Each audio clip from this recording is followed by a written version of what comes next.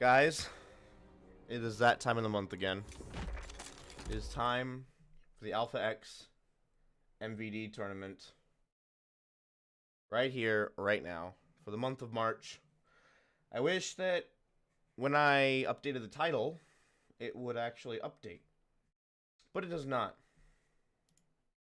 So for now, you'll just have to take my word for it.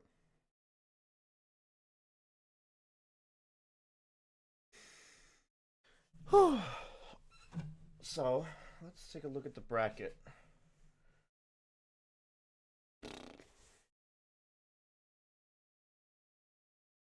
Bracket's looking pretty spicy.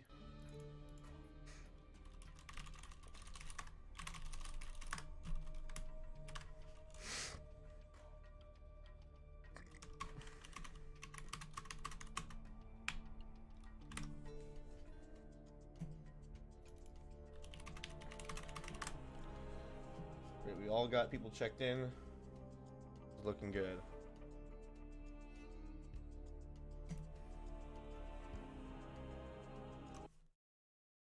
Let's do the thing.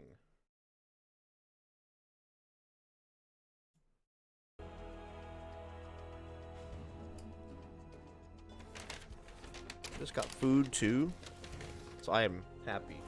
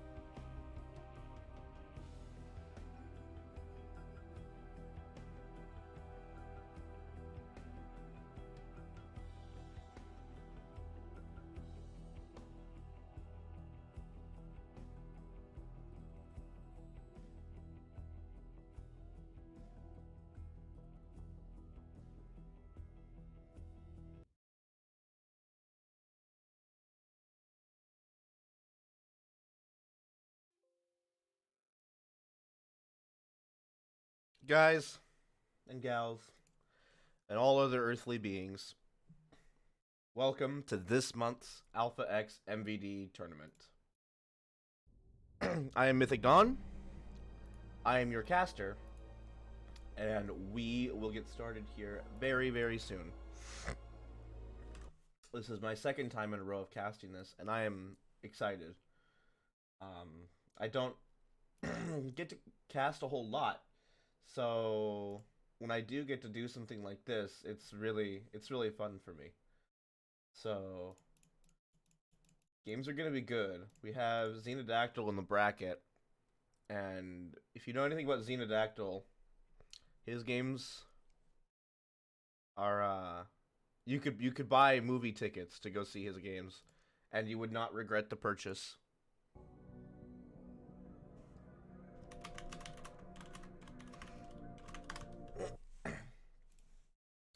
So let's take a look at the bracket. A couple of names that I recognize but don't recognize. We have a rematch between Swex and Snow, so that'll be fun. And then we have Xeno against Warbuff. Warbuff does not seem to be a fan of this. We also have T. Ryler. I actually don't know how to pronounce this name against Landfoist. I also don't know how to pronounce that name. Amazing.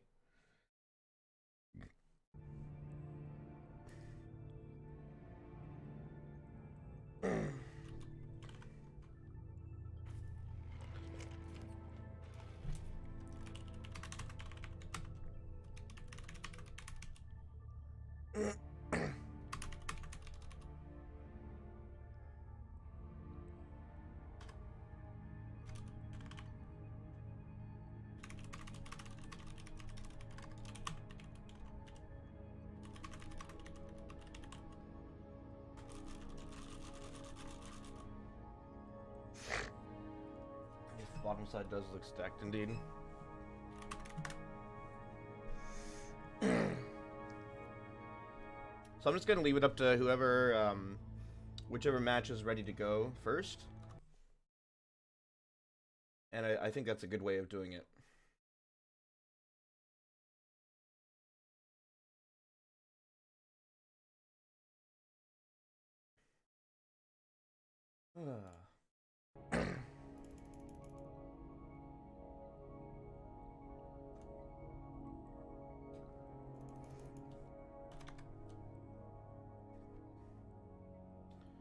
Okay, so it looks like Swex and Snowflower are playing. Shazam is in a ladder game, probably. 2, 3, 4, 5, 6,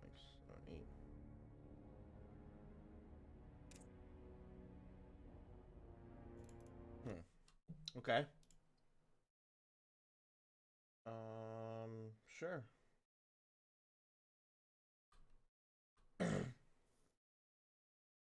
This works for me.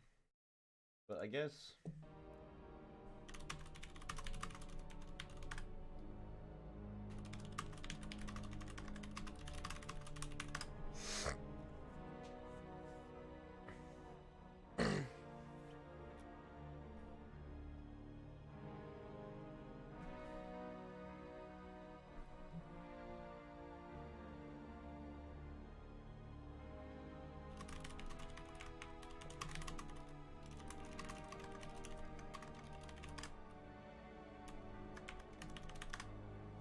bruh.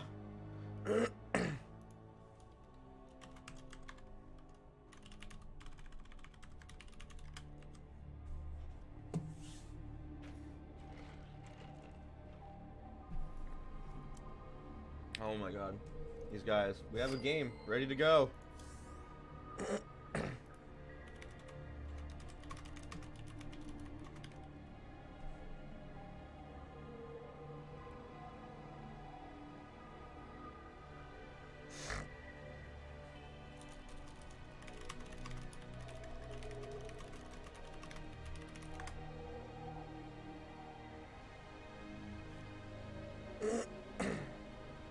like we have some disputes about seating. Alas.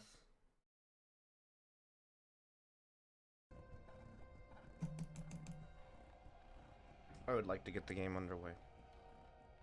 But I am a slave to what the players want.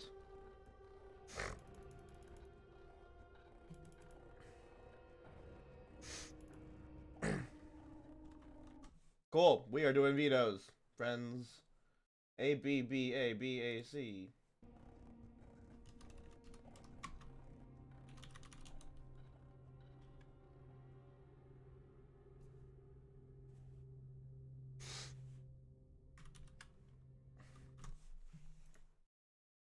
I am a man of the people. I try to be. Sometimes I'm just like a little slime that sort of inches its way on the ground, though, and follows somebody around, hoping that that person will claim me as their own personal slime. It's good stuff. Would recommend trying it. Of course, you have a slime. Oh, brains. Yes. Yes, that is me. Don't tell anybody.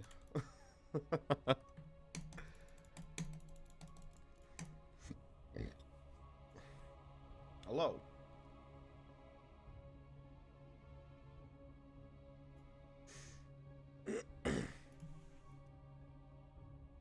This is, hey, it was more than I was expecting.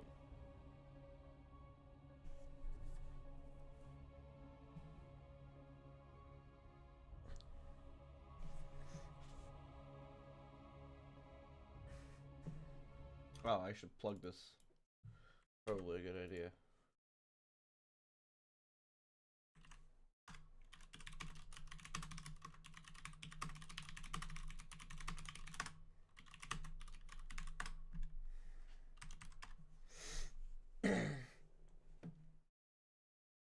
Cool stuff. Cool stuff. Vetoes are hard, I think. Hard to do vetoes. Because you have to pick which maps you don't like and which maps you really don't like.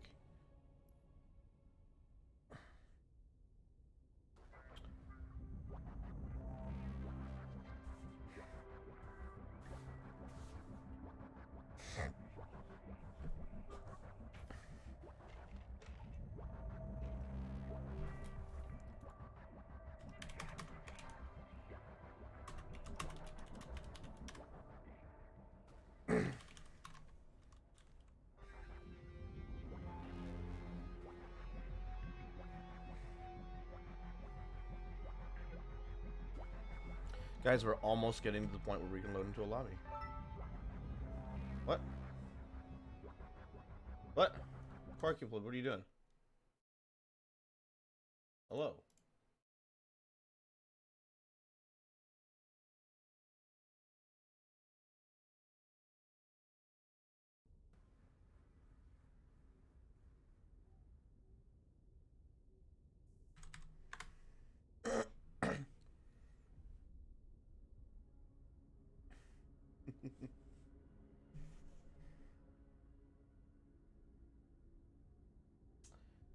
These Protoss players, I know, right?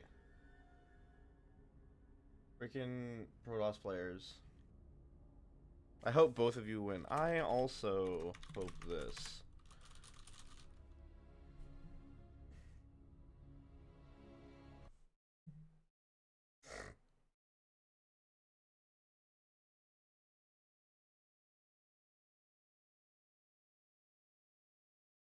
Chan would have shaken hands and went out for drinks. That's right. Are these guys gonna pick maps, or are we gonna banter?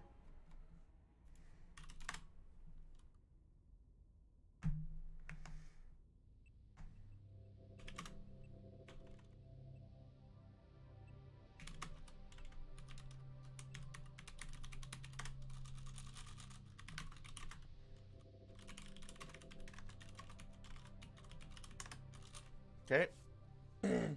Eternal Empire is our first map.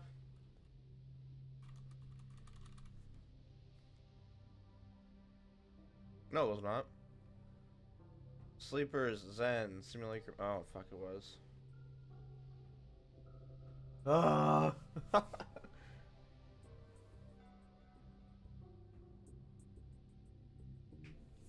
Ephemeron, Triton, and Nightshade are the maps that we have.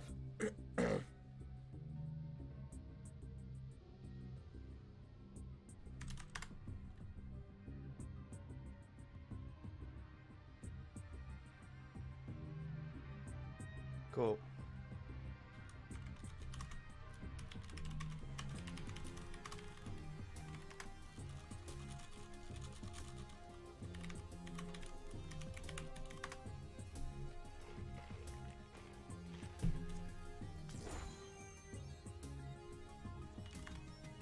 Okay.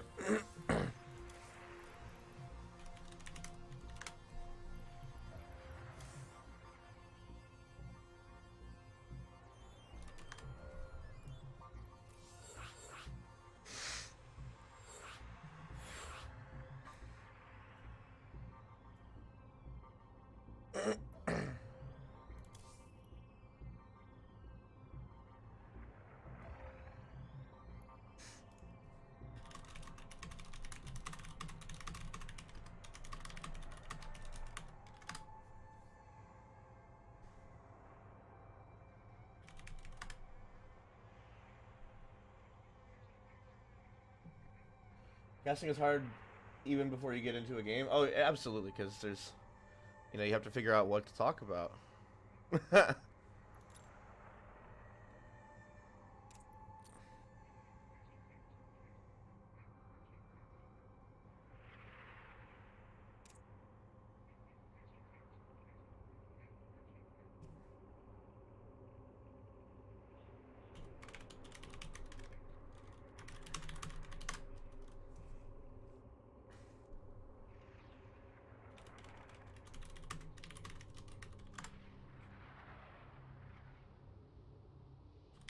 Cool. All right.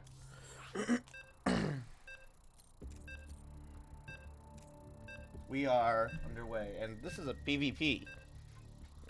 Oh, Lord. Okay.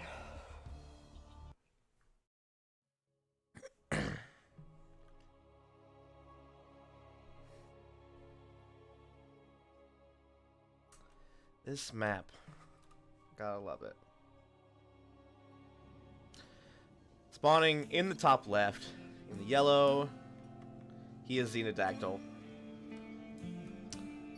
Known for loving cannons and loving forges. Interesting chrono. And in the bottom right, in the blue, we have Warbuff. Music appears to be a bit loud.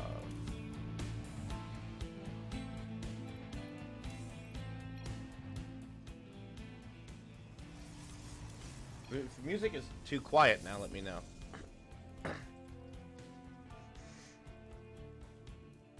This probe is probably just scouting for a cannon rush, given the fact that he knows Xenodactyl's...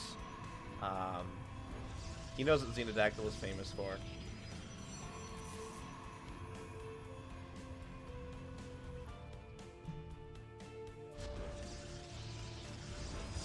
Yep, there it is. 3 pylon wall off, second probe down here. The cannon will probably be going right here. Once the Xenodactyl has the money for it. There it is. This is a very hefty probe pull. There's actually 2 cannons in here. He unfortunately didn't get the parting trick of being able to shove the probe out by building a building right on top of it. Okay, that's just BM. That is just BM. Oh! Oh! Oh! Xenodactyl, no! But this cannon gets up, though, which is problematic.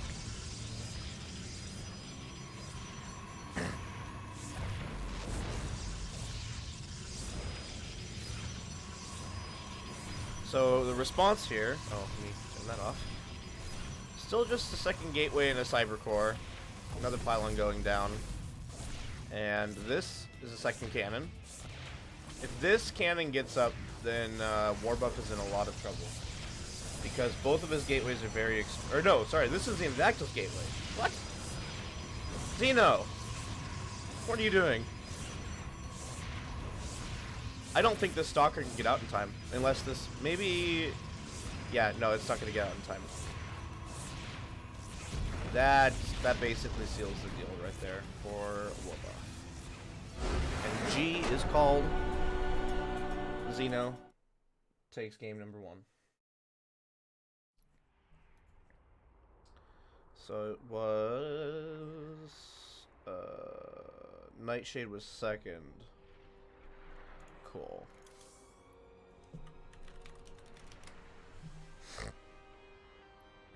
Hello. Oh. It would be beneficial if I could type correctly. Well, this is gonna be this is either gonna be a very fast series or a very long series. Because as we know, games that involve cannon rushes in which the cannon rush fails tend to get weird.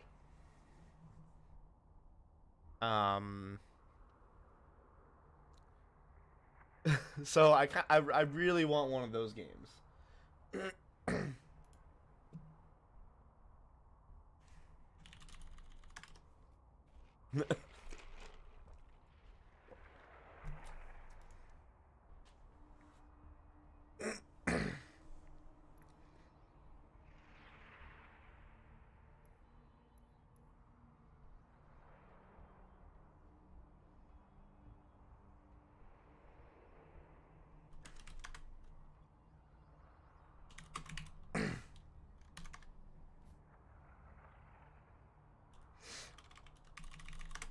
All right.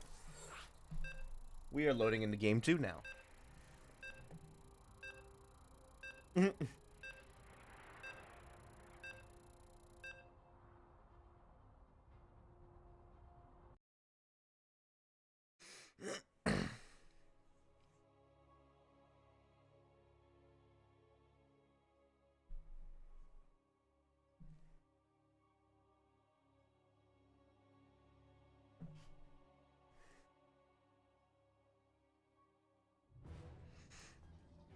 Spawning in the top left of Nightshade now.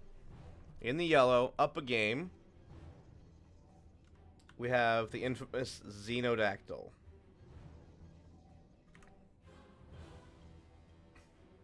And in the bottom right, in the blue, needs your support right now if he's going to move on in this bracket. It is Warbuff.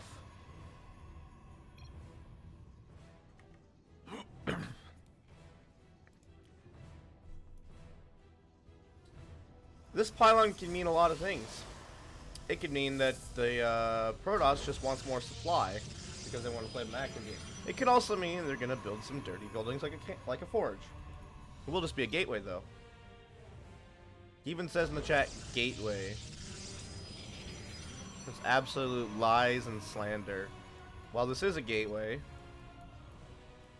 still feels somehow slanderous to even mention it. You know what I would have loved to have seen for Warbuff to cannon rush Xeno? I think that would have been absolutely meta. How is Xeno up a worker? Oh, Warbuff chronoed right off the bat. That's why Warbuff is down a worker. If you chrono right off the bat, you actually get supply blocked and you can't make a worker. I learned that the other day.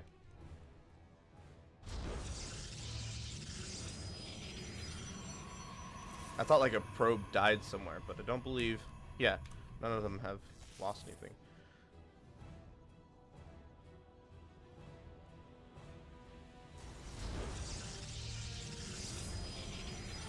Second pylon in the base, in the main base for Warbuff. Not looking to proxy anything, at least not quickly. And there's Xenodactyl's second pylon. Third, wait. Oh, haha! Ha! I caught myself. Not quite. Is a game with Xenodactyl ever a fair and honorable game, friends? I think not. That's a robo. This game is going to get very interesting very quickly once this robo finishes. And it looks like Warbuff is also going for his own robo. If I'm not mistaken, the best defense for a proxy robo is having a robo of yourself.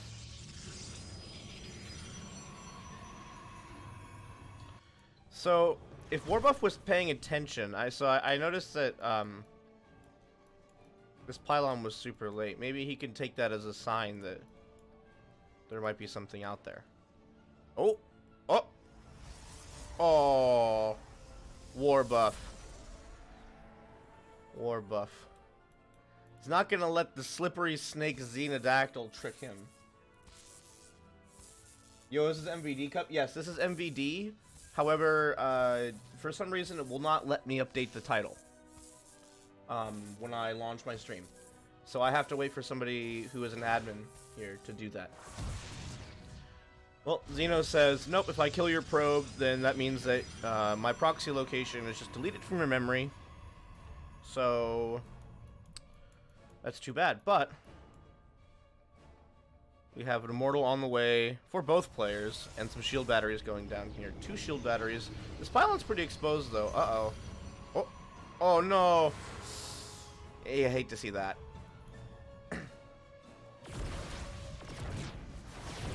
What do we have coming in here, though? We have 2 stalkers coming in here, and these 2 adepts should die, hypothetically.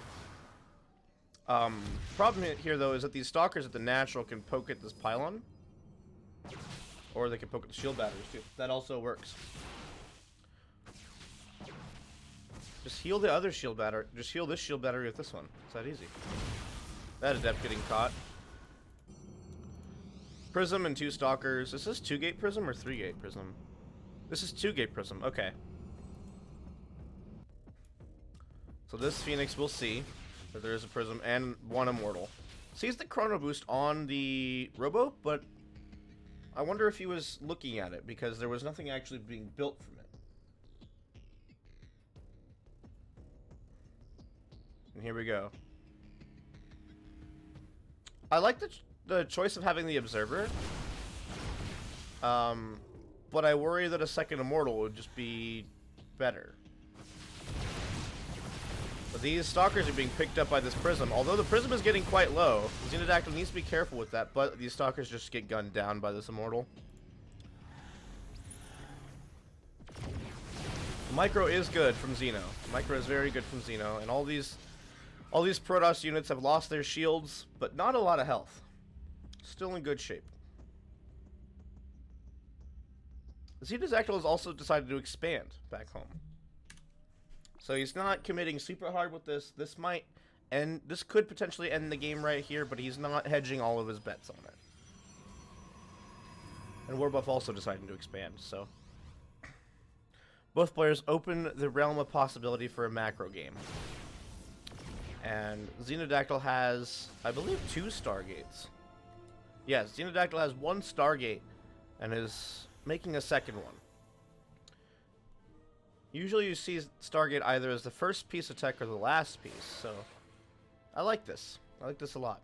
And these adepts are just going to come in and wreak havoc in the main while Warbuff is forced to sort of micro on 2 fronts. Ooh, that is a real Phoenix, by the way. Picking up that immortal. That's great micro. Great micro. And this prism has a lot of potential here. These stalkers are being picked up. The immortal might go down, though. Oh, the immortal is just saved in time.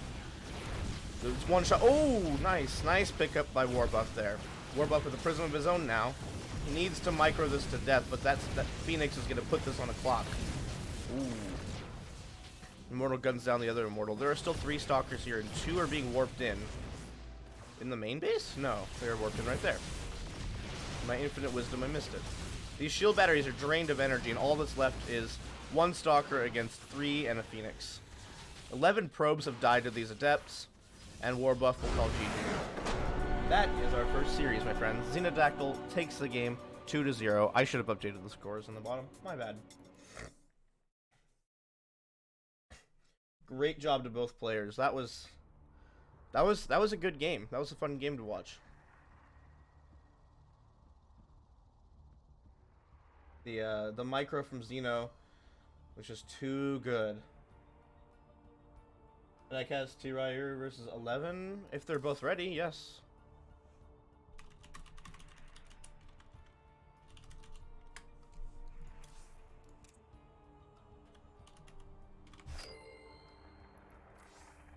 Accept. Cool.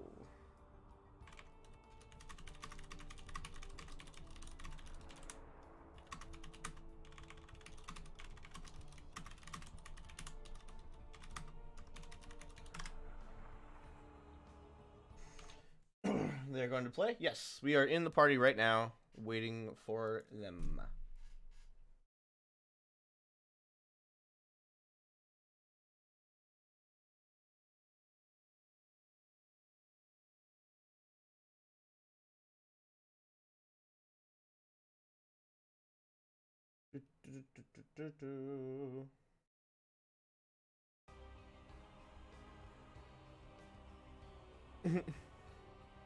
Look at all these baguettes.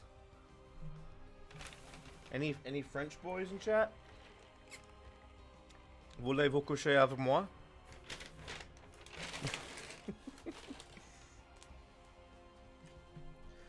Oh. Alright. I guess we're doing vetoes?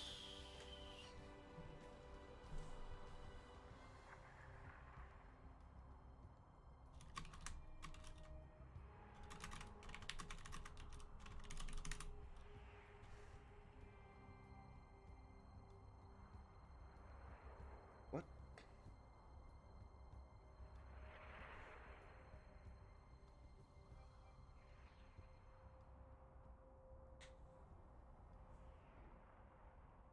Is he talking to... Oh. Tira is probably whispering. And he's talking to the party. I was confused.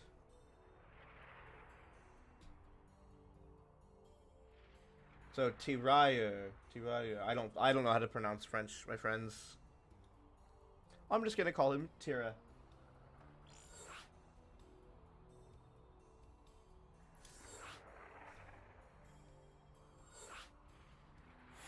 Or Tirayer?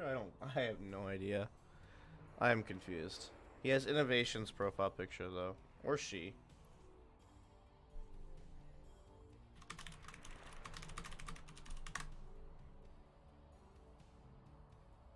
It is Tira. To me it is.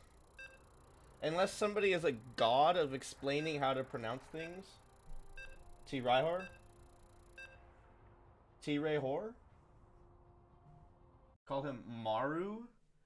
I feel like the name Maru has already been taken. I don't know. I try not to call people by other people's usernames. I feel like that's disrespectful.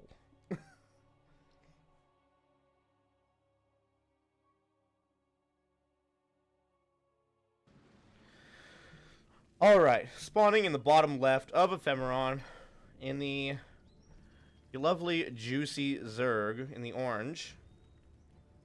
We have 11.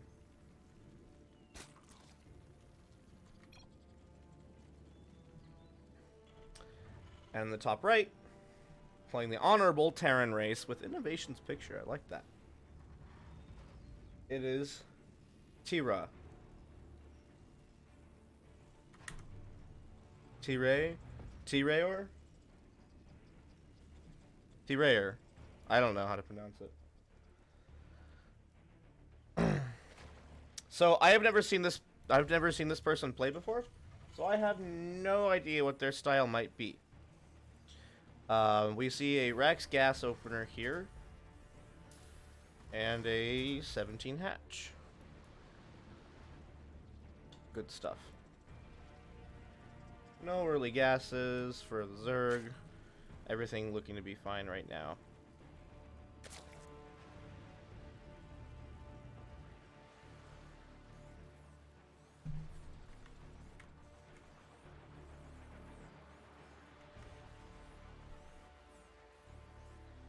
There are lots of baguettes in chat for our French hero here.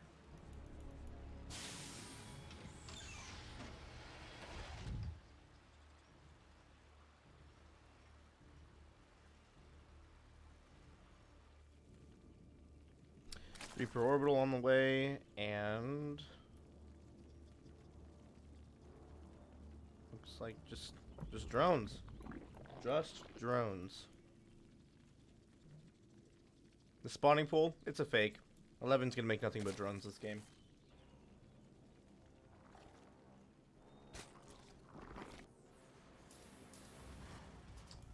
Reaper's on its way to the Zerg main base. There'll be a Marine followed by a factory. I'm guessing a second gas here very soon as well. Zerg getting the third base without it even being contested on Ephemeron. Unless Tira sends this Reaper here. Nope. I'm not going to. One thing that Tira didn't do is Tira did not SCV scout. That is very risky against Zerg. Especially since 11 is known to do his fair share of cheeses. But yeah, definitely a missed opportunity to block the third base on this map, as there is no other third base that's really viable. One Ling getting picked off here, and the Queen will come shoo the Reaper away from her babies. Tyr will now see there is a third base, and this appears to be a macro game.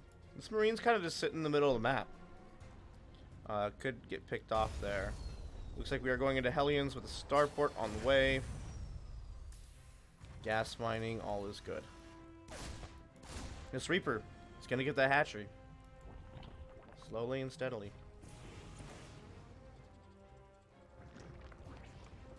A couple more Overlords moving forward on the map. 411 really wants to see what Tyr is up to. Marines patrolling back at home, and these Lings are still just going to keep this Reaper away. There is no Ling speed. And the lair is just starting out, the Reaper is left. So usually Ling speed will kick in around 3 minutes 30 seconds or so. That's something that Tira could potentially pick up on, that Ling speed was either late or not there, which may prompt him for a follow-up scout. There are 2 Hellions coming across the map. A couple depots up at home, and a couple Hellions defending any potential Ling harassment. And over here... Hello? Where? Oh, it's just literally right here. We might have cattle bruisers. This could be for range liberators, and this tech lab could just be for show. Ooh, 2 drones died here. A bit greedy, making the drone so fast at the third. So one thing you could do with a creep tumor is that if you know exactly where it is, you can park a Hellion or a unit on top of it and then shoot it with your other Hellions. Like shoot that unit with the Hellions and it will splash and hit the tumor as well. So Tira does not know about the lair, which could be a little scary. These Hellions, actually you're just going to overpower these Queens, and now the Roaches are sighted. So it is a Liberator first. I couldn't see if Tira made a battlecruiser and then canceled it once he saw the Hellions. But, and an armory. Is this a Hellbat? Is Tira doing a Hellbat timing with the BC? Because that is a thing. And it's super cool. But I haven't seen it. And 11 has said, you know what? I don't really like drones. I think they're kind of whack. Not my favorite unit in the game. And he's just making Roaches and a Nidus Worm. He's also pulled... Oh, he did pull off gas very briefly.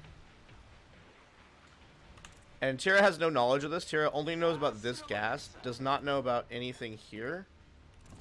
Did not know about those gases, the Roach Horn, the lair, or anything. So this could mean trouble. Because there's an Overlord spotting here and here. We have our first Nidus. And Tira has no idea that it's right here.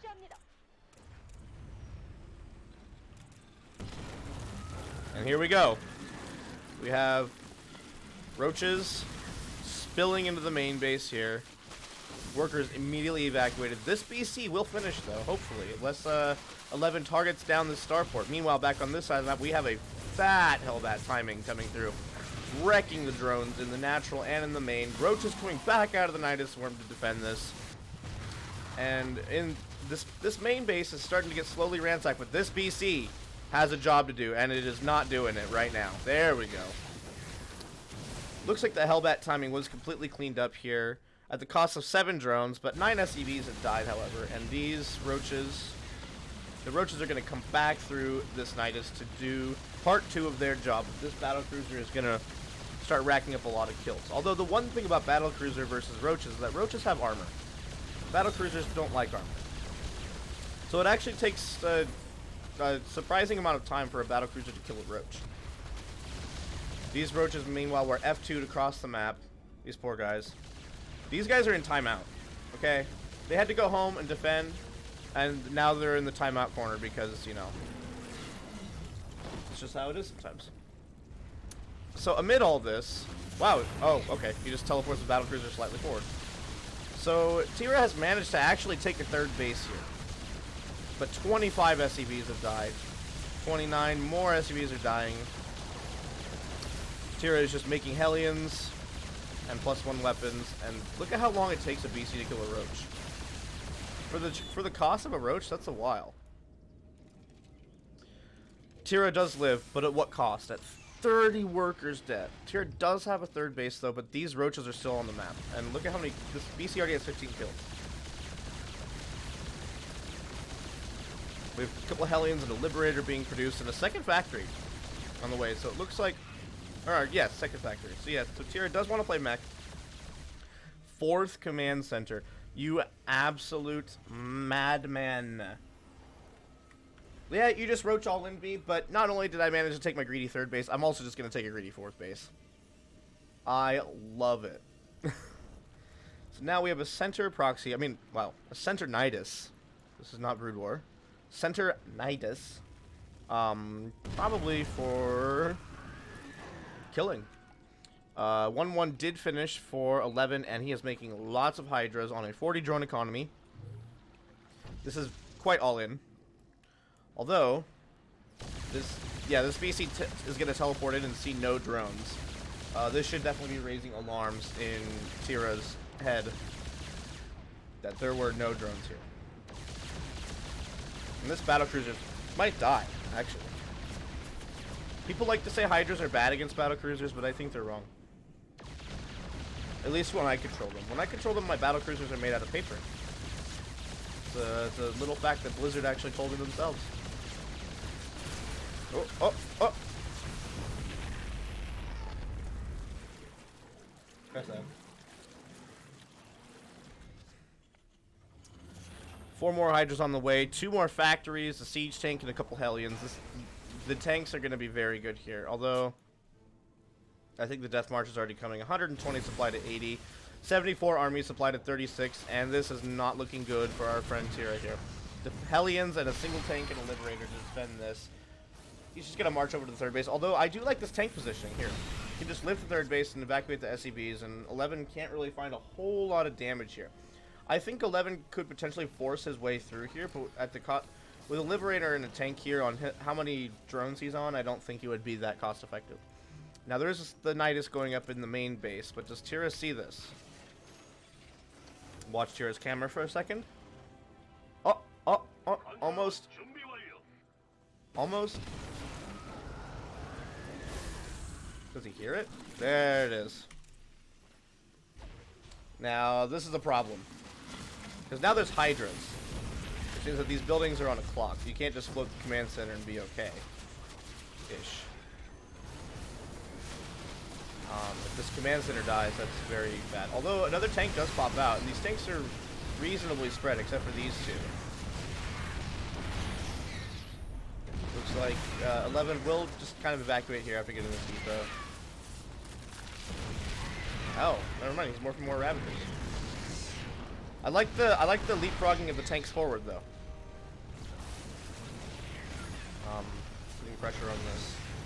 The second time a Nidus has gotten up in the main, Tira did actually have the depot there to spot it, but just wasn't looking at the time. A couple of Hydras poking their way through this wall. These tanks are everything. I like this tank setup though.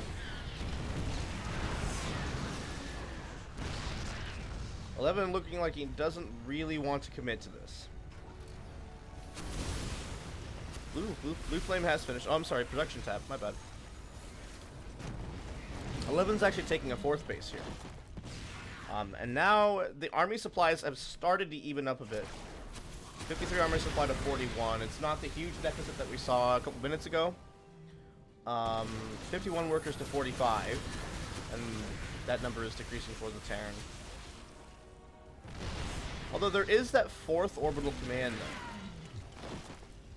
So Tira has a lot of potential to remake workers here. With 4 command centers.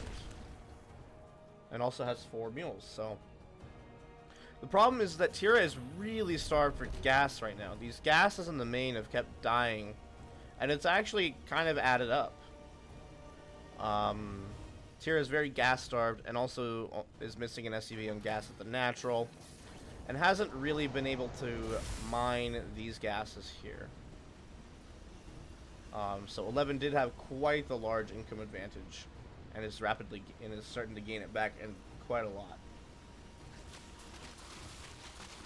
Now these roaches are going to come in, assault the 3rd base, force it to lift again. This is incredibly frustrating for Tira.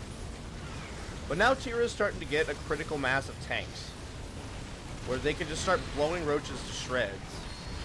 Although only a couple of the tanks are sieged at the time, but these roaches will still die. But that's a number of tanks that are dying, and every tank matters here.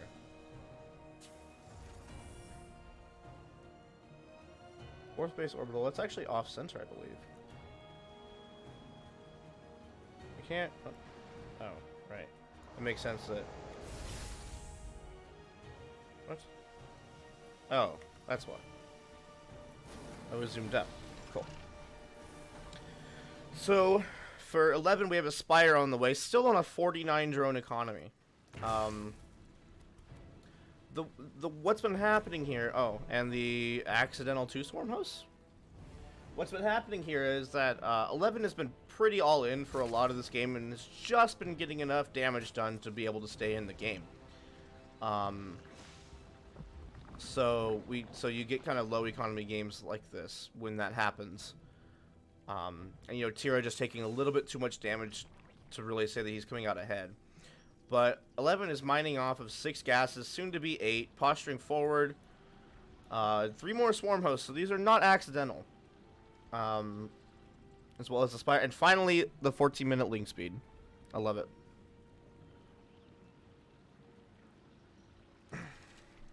Tira is going to really catch up in workers, though.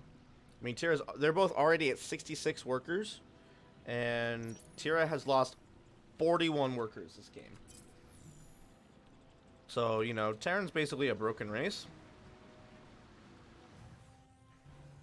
I would like to see a Viking. Just one. To kill this Overlord and this Overlord. Oh! Oh! Here we go. These tanks are going to siege up. Ooh. Zerg units managed to get out in time, but that was a very scary position for them to be in, for sure. 5th base. Uncharacteristic for 11. But I love it. He is going the honorable macro Zerg route now, after wanting to murder Tira for the first, what, 13 minutes of the game. Now, a small little Locust Wave is going to come in. Probably not going to do much of these Hellbats, but Tira just says, I'm just going to walk forward. Now, all these tanks are sieged, and that is a larger Locust Wave, and 3 drones have died. 4 more are dying. But these tanks say, you can't come anywhere near me. This natural is going to die. And there's not much that 11 can really do about it, because the Ravager count is actually still quite high, but now there are Mutalisks. Okay. So the Mutalisks are what's going to shoo this army away. So I think Tira is just going to attempt to do as much damage as possible. Not really much else to do here. 26 slings and 3 mutas in the production tab for 11. Meanwhile, we have 4 Thors, 3 barracks, and +1 vehicle armor on the way. Okay, so 3 barracks, 4 turrets, 5 Thors, 2 Widow Mines, 2 Hellions, and armor. How many engineering bays do we have? We have 1. There's 1 engineering bay. These Mutalisks are not sparing any moment. Marines one at a time from these barracks. And that's a big swarm host wave. Meanwhile, there are units here to defend this. There are units here.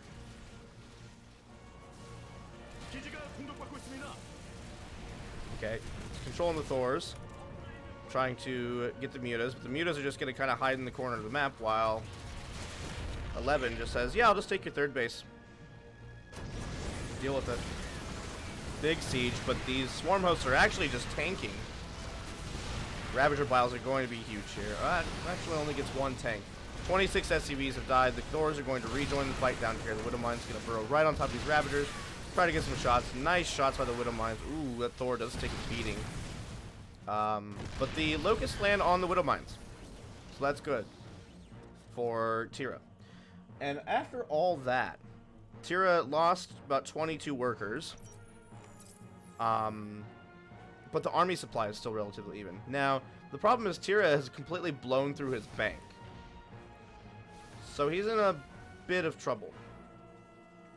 In addition, the third base... Well, the third base actually...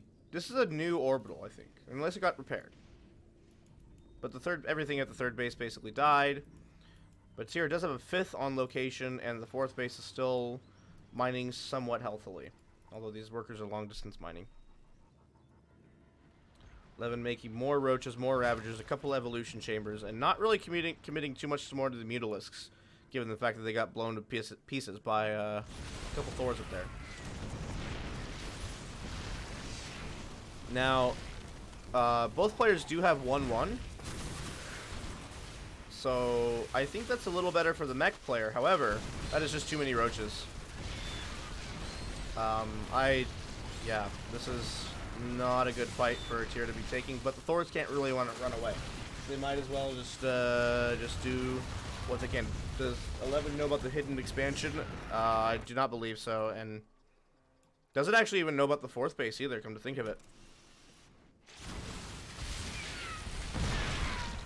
And now I think this is sort of the nail in the coffin. Tira is starting to go broke with half the supply, 18 army supply to 87. Desperately making tanks as quick as he can, but as soon as they come in, they just get shot down. There are a couple tanks up here, though.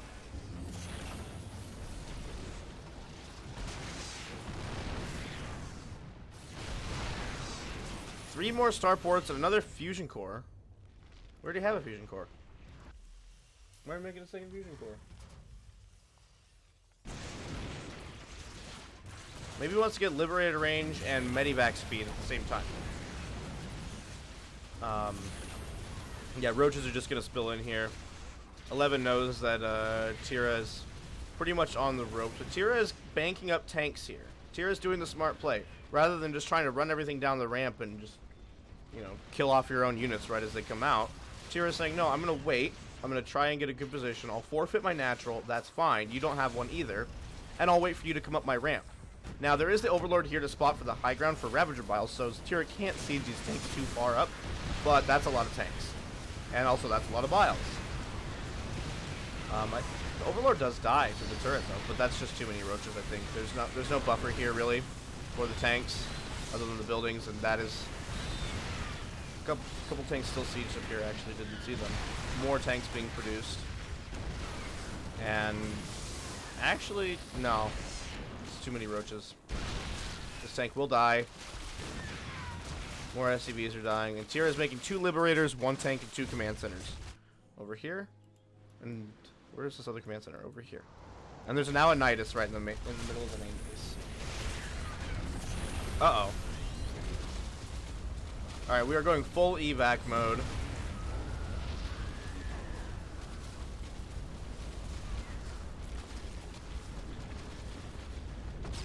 I'm not paying too much attention to the Terran base that's dying right next to me because, you know, death and destruction and sadness. A couple more SCVs dying in the main base. 2-2 starting at 4-11 and 4 more Liberators on the way. As well as 2 barracks. Seems like Tira is very fond of these sort of, almost like a potential bio-transition.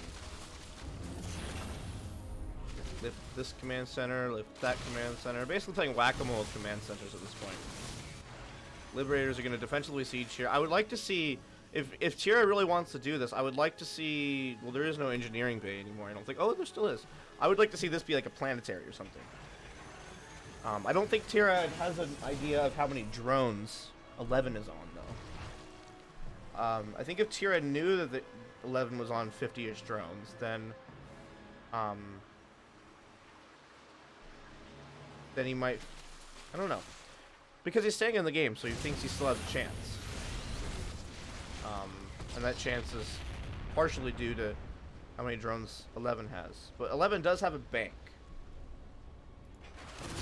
More Liberators on the way, and these Ravagers are just going to splash them down.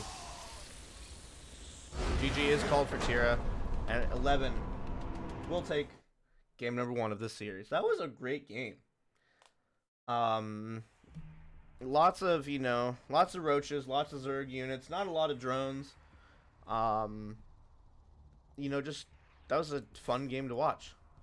As a mech player, it absolutely killed my soul. But as a caster, that was a lot of fun. Triton will be our next map.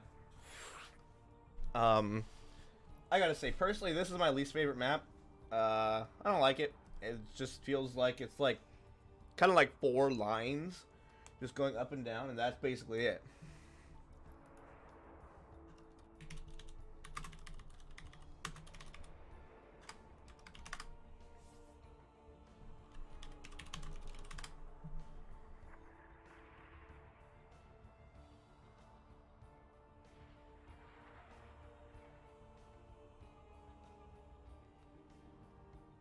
All right. We got game number 2 coming your way in just a minute.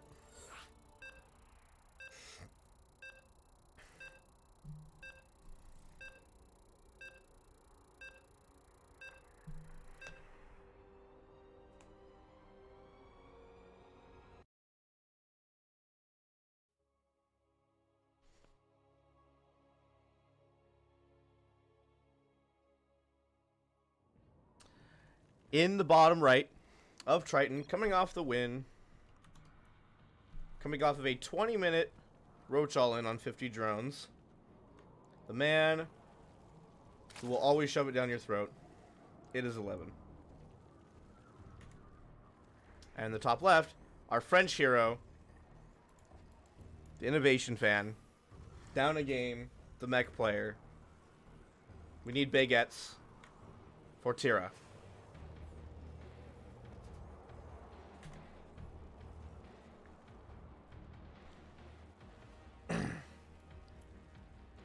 I'm curious whether both players will kind of play the game the same way they did last time. 11 likes to be a very aggressive player, and Tira likes to be a very passive player. Just given the style of mech that Tira sort of went for, it seems like Tira wants to do an early timing attack followed by basically just sort of maxing out and then walking across the map. Whereas 11 wants to say, okay, I'm going to cut workers here, and I'm going to come across the map and kill you. So in games like that, and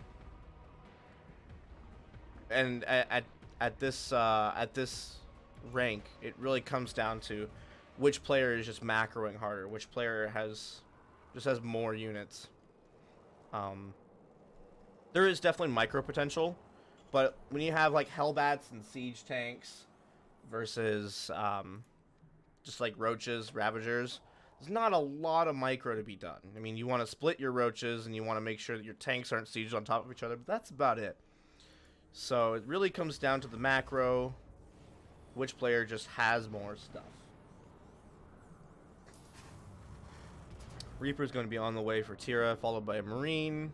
Command center on the low ground and a factory. Tira once again did not SCV scout this game. That is very greedy. At least against Zerg. I mean, if 11 goes 12 pool or something like that, Tira's in a bit of trouble. Ooh, that Reaper grenade though. That was a sick grenade. Push the damage link back towards the Reaper to get the kill. Oh, that was like that Wardy clip of innovation versus patience in the Kung Fu Cup. That was sick. Another grenade. Not as good that one, but does get a second Zergling, so there's a lot less pressure on the Reaper now. But the Queen will shoo the Reaper away. And 11 still is not opting for Ling Speed. However, has pulled off of gas. So I'm guessing 11 wants to go into a quick lair? I'm not entirely sure.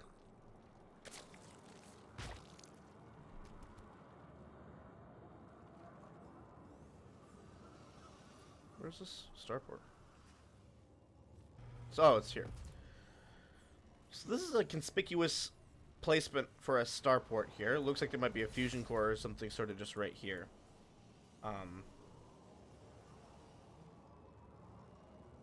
And given what happened last game, I would really like to see Tira just go for a Viking straight off the bat out of this. Just clears up the overlords, means that you won't be scouted quite as easily. It just makes life easier. The Reaper did die, probably to these queens. We're going to have a small drone barbecue here. One drone does die. Oh, oh, oh, oh, oh, that's a big shot, though. Wow. Okay, 3 more drones die. We gonna get more? We shouldn't get more. There should not be more drone kills off of this. Oh, but Tira's gonna see that there's no Ling Speed.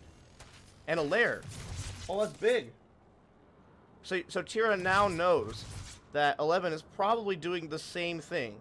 Although Tira knows that there are no gases in the natural. But we'll see the Baneling. Ooh, actually might cancel now. We'll see the Baneling Nest and the double evolution chamber, though.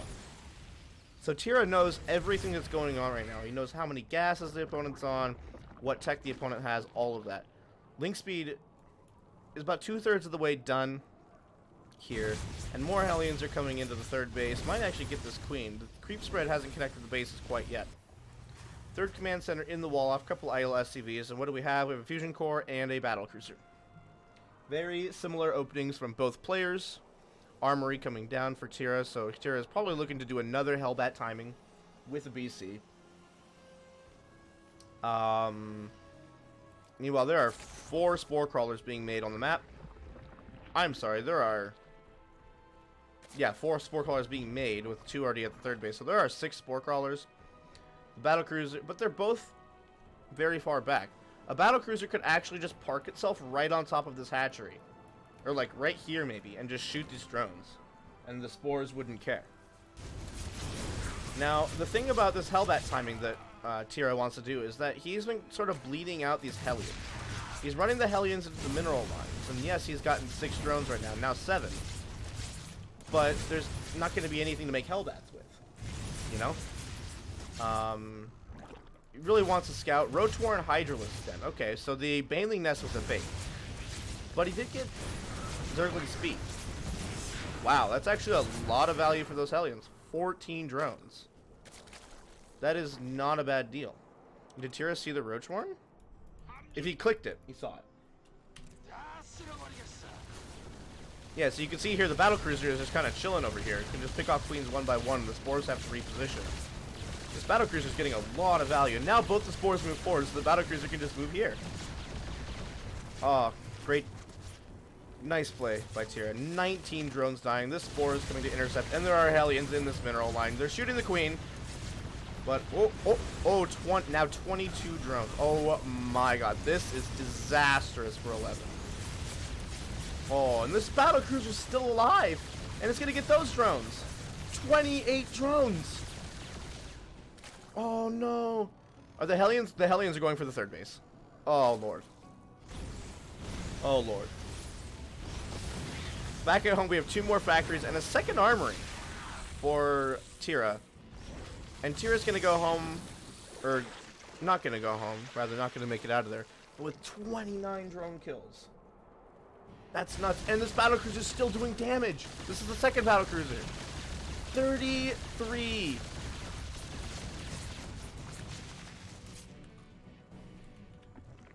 So Tira did lose the first battle cruiser. And 12 Hellions. 1 Reaper, 1 Marine. But look at how many drones have died. 37 drones. Wow. Engineering Bay, 4th Command Center, tanks, Hellions on the way, Fort Tira. This battlecruiser could actually potentially kill this 4th base. There is not a creep here to link these bases, although the Queens... Yeah, the Queens won't be able to reach, so the battlecruiser just kind of sits to the north side of the base.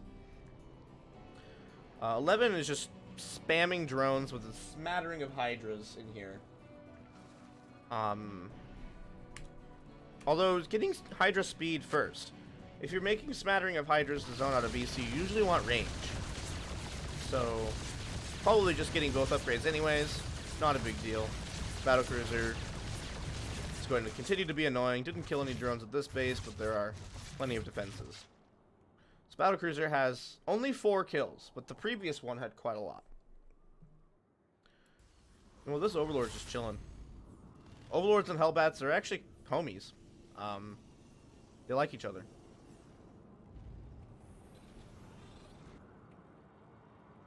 Again, I would love to see a Viking before battlecruiser production here.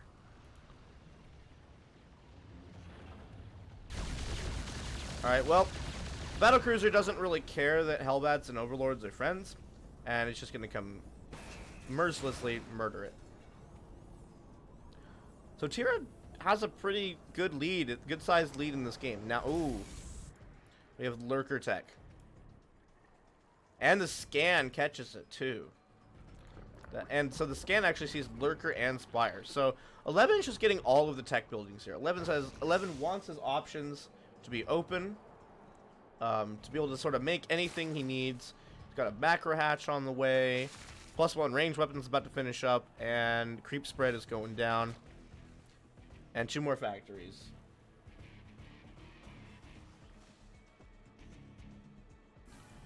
Fourth base. This is upgrading to a planetary this time. And here comes the Doom push. Tira's got 75 army supply to 11's 51. And this battlecruiser is going to teleport in and sort of move the army back here. I hope Tira micros this though. Doesn't want to lose this battlecruiser. That could be very useful for the push. Oh no. But see, already, this push is knocking on 11's door. FBI, open up! Is what Tira is saying right now. And this is a Doom push. There is not a whole lot, I think, that 11 can do here. There are no medivacs to heal these Hellbats, but Mutalisks are on the way once again to stymie this push. But there is a battlecruiser. So if Tira keeps this battlecruiser alive, the Mutas are not going to do a lot. I love this. Look at this. These tanks are zoning them out of the middle while the Hellbats go into the 3rd base. Look at how much damage these tanks are doing. Oh no. 11 losing everything just to kill the tanks. Where did the battlecruiser go? Battlecruiser's in the main. 25 drones have died, and these tanks are going to pull back to a couple of Lings and a Mutalisk. Meanwhile, the Hellbats here completely decimated all the drones there. The drones here are being decimated. This battlecruiser teleports out just in time to not die to the Spore Crawler. 34 drones have died. This is a rough spot to be in if you are 11. I would like to see 11 start using some of this tech. He did use the Spire, and it looks like he's probably going to use the Infestation Pit to go into Hive. I would like to see maybe Lurkers, or maybe like a Baneling run by. Just kind of start utilizing the tech that you have, you know? Hellions are going to come back into the 3rd base. They're going to kick a wounded man while he's down. 5 more drones dying. 7. There should be enough here to kill this. 8 drones dying. That really hurts when you've just lost 33. How many drones have died this game? 79 drones have died, and still 11 is managing a 49 worker economy. I gotta say, hats off to him. He sees that they're... But Tira's smelling blood. Tira scans the bases, sees, ooh, you have drone? It's gonna come in here. For these Hellions. Just another barbecue. Only 2 drones that time. Hive Tech, 15 more drones on the way for 11, as well as +2 Carapace and +1 melee. Usually armor upgrades aren't really relevant against mech because mech units kind of already deal a lot of damage. So shaving 1 or 2 damage off of a Hellion shot is not going to reduce the amount of shots it takes for a Hellion to kill a unit or anything like that. Meanwhile, look at round 2. 123 army supply to 11's 52. Tira is maxed. This is a scary army. There's even SCVs to repair. And look at how many Thors there are. There are 7 Thors in this army. It looks like there's so much more because they're gigantic units. But 11's setting up for a flank here. Ooh, these tanks. These tanks are going to get caught, though. There's no Hellbats to protect them. That's actually a really good play by 11. I just don't think it's going to be enough, though. Now, imagine if those Thors were on splash mode. They would have just deleted that clump of mutas right off the bat.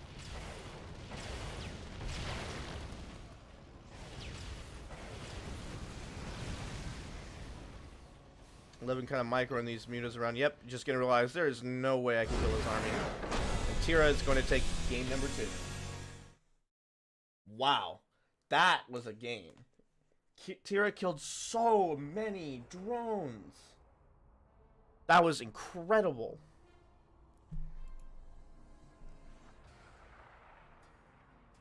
Eleven is not having any of this mech shit. 11 does not like mech.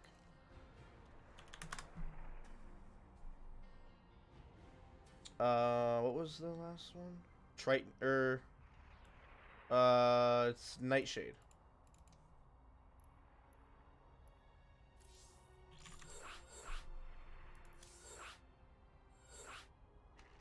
So, Quark versus Xeno is waiting on you. I have to finish this series first.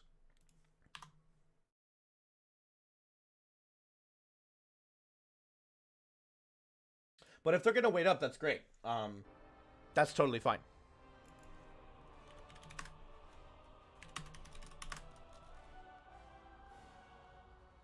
I mean, if Quark and Xeno want to play, they can, or if they want to wait, that's fine too. I'm just gonna, once this is over, I'm just gonna cast the first game that I can get into. 11 is the host, so we have to wait for 11 to be ready here. So you're Falmir. Wait, Falmir, are you House Quark?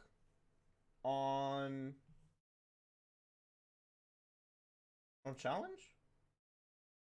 What MMR is Tira? I'm not sure. I think Tira plays Europe. So you can't really see it on the server. Okay, you are Falmir is Falmir. Got it. Okay, I was looking for you on the thing. Spawning in the bottom right of Nightshade, our orange Zerg. We have the one, the only, 11. And the top left, with the momentum in his hands right now, the French hero, the Terran player, in the red. It is Tira. Let me look at this.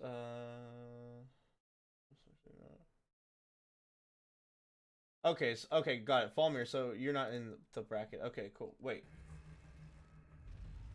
Falmir, you're not in the bracket, right?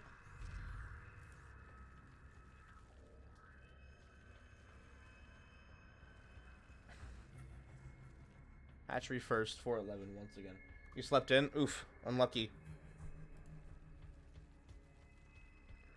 Unlucky.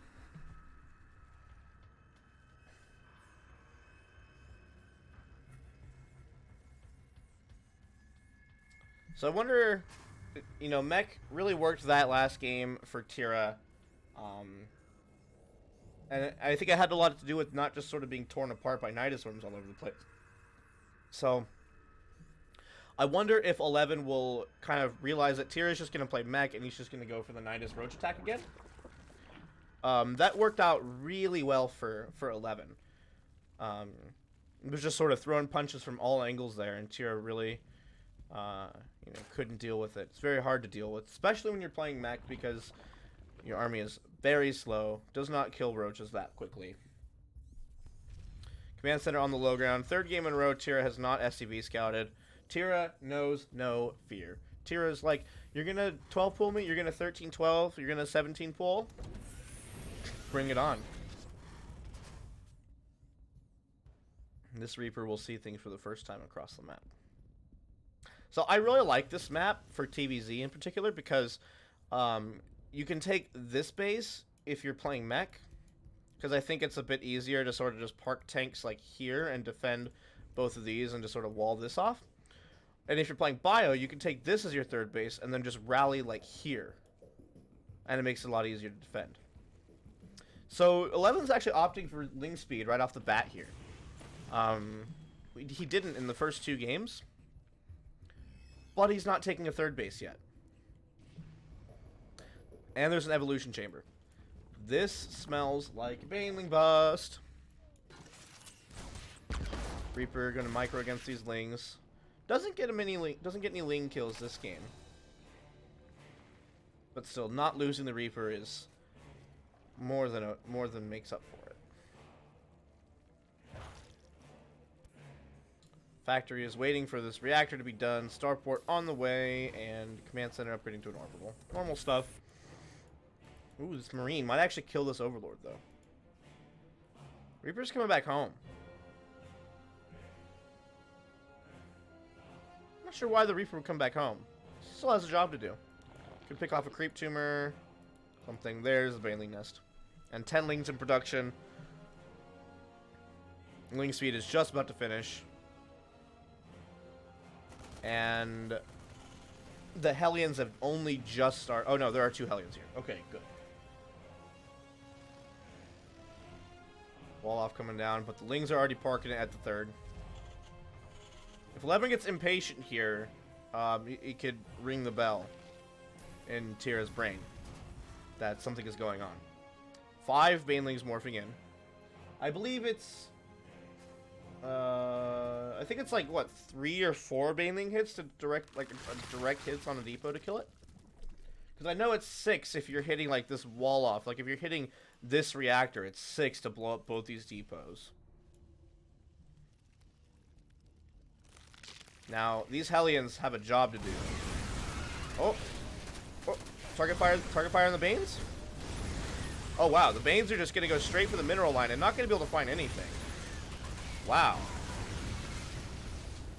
Nice hold there by Tira. Tira's immediately gonna finish the wall off and get these SCVs back to mining. This battlecruiser has only just started. No Yamato on the way. And Hellions being produced one time. Tira is supply blocked, but we'll get these depots up. Meanwhile, nothing but Lings and Lings and Lings and Banelings and Banes and Lings and Banes and Banes and Lings on the way. This +1 though. Ooh, this, I don't know about this. Oh no. Tira. Oh no. That is an awful way to go. Ouch. Oh. You hate to see that. You hate to see that. Some people might say that, you know, you look away from your army for 1 second, it gets deleted. Other people would say that he was too greedy for even moving out in the first place. I don't know. All I know is that this battlecruiser is here, and this battlecruiser has a monumental task ahead of it. This game is not over yet. Tira is in crisis management mode, but this game is not over yet. Because 11 is only on a 30 drone economy. Okay, that might have been a game ending, though. I don't know about that move. There are Hellions here, though. There are 3 Hellions to defend this. Now, if these Banelings get stuck, though, and there's luck here with the RNG of the shots. Oh, the Hellions here, though. Oh, if he just puts the Hellions in a whole position there. 2 drones dying. Ooh, that queen is very low. Could actually just kill all 3 queens. And especially if the Malik has a battlecruiser in such a way where he fights 1 queen at a time. He could easily do this. And we'll see the lair timing here. 6 drones have died. These queens should die. There's like 1 health. They're like 1 health. Just kill them. Oh no, he's killing the wrong one. Oh, the Lings here are just gonna ransack the natural base. This battlecruiser will live. It will live. Oh no! Go! Go! Go, my BC! Go into the natural or the... Okay, sure. Meanwhile, Hellion's gonna... Oh, Hellbats now. I don't know about the choice for Hellbats here. I guess the choice for Hellbats is fine. But, Tyra knows that they're Banelings, so he needs to be very careful with how he uses these Hellbats. Oh. Absolute chads right here. Look at this guy, 17 kills. No, oh no, Tyra. Now, okay, despite everything that has happened in this game, despite Tyra losing his whole army in the middle of the map and then losing 20 SCVs to Banelings, despite all that, he is ahead in Splot. And these BCs have forced 11 to make, what, 9 Spore Crawlers? 7 Spore Crawlers. These Lings are just sort of parked here, waiting for something, waiting for anything. Tyra not opting to go for a super greedy command center right now. There's +1 ship weapons on the way, or vehicle weapons on the way, and a 3rd battlecruiser. This one, he has to be very careful with this though. The strength of the battlecruiser is not just its early harassment potential, but it's the fact that it's very easy to get a critical mass of these seas. When you have 3, even 4 battlecruisers, and you haven't lost them, and you've continuously made them, they become absolute beasts. It is very hard to deal with a Terran who's, you know, poking and prodding you at like 8-9 minutes in the game that has 4 battlecruisers. And we've only lost 1 though. There are still 2. This one's tagging in after this one gets out. It's gonna clear out some overlords here. Doesn't see that there are Lings here. Meanwhile, 2 drone kills. I would like to see... I guess Tyra doesn't really want to commit anymore to battlecruisers, but if you're gonna make 3 BCs, I would almost just go Yamato. That's just me though. I'm not a pro. 2 more Spore Crawlers being made. How many spores are there? There are 7, so they're going up to 9 Spore Crawlers. And we have mech yet again from Tyra, though Tyra has not decided to go for a 3rd command center just yet.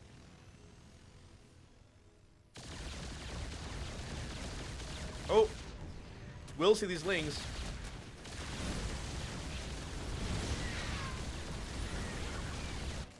Battlecruiser's getting out just before it dies.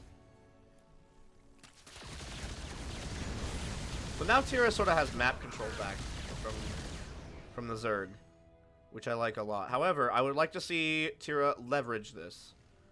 Tyra knows that there are probably no units on the map, given the fact that he's seen nothing but drones and spores and queens. I would like... There's the 3rd command center. Okay. Good. Good stuff. Battlecruiser with how many kills? 6 kills on that BC, and this one has 13. 22 SCVs died. Actually, 14 drones have also died, too. I mean, 11's actually lost quite a lot more than Tyra. That's incredible.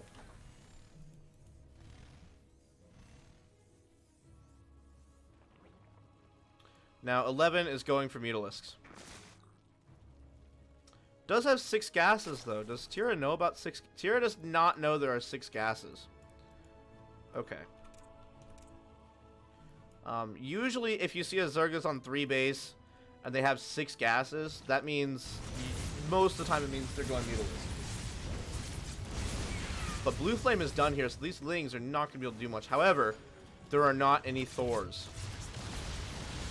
Ooh, there are SCVs to repair, though. I don't know. This is rough. These SCVs, they're repairing each other! There are bigger and more important tasks at hand, my friends. Okay, now they're just punching Lings. Okay, these SCVs are actually just throwing... They're just trolling.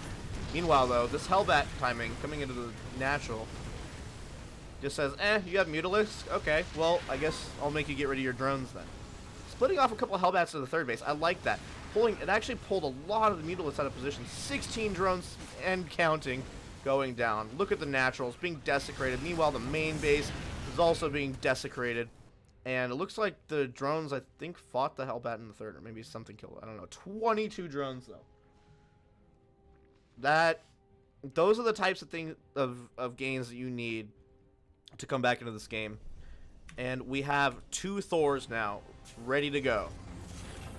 Ooh, nice lift on the racks there to fix the pathing for the Thors. I like that. Ooh, oh, this mine. Ooh.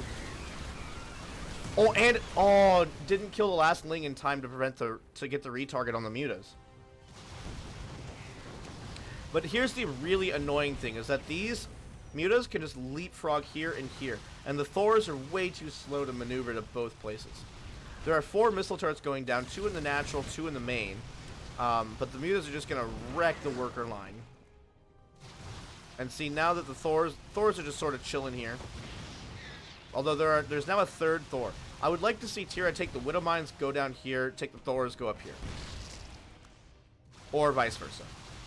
If with the Thors up here, you can at least shoot down to here. Thors do have quite a long range. But 11 can just sort of micro these mutas to death here, knowing that Tira basically has no workers. Tira lost 21 SCVs, and he's about to lose his 3rd base too. Could even get fancy and make medivacs. Ooh, burrow these mines.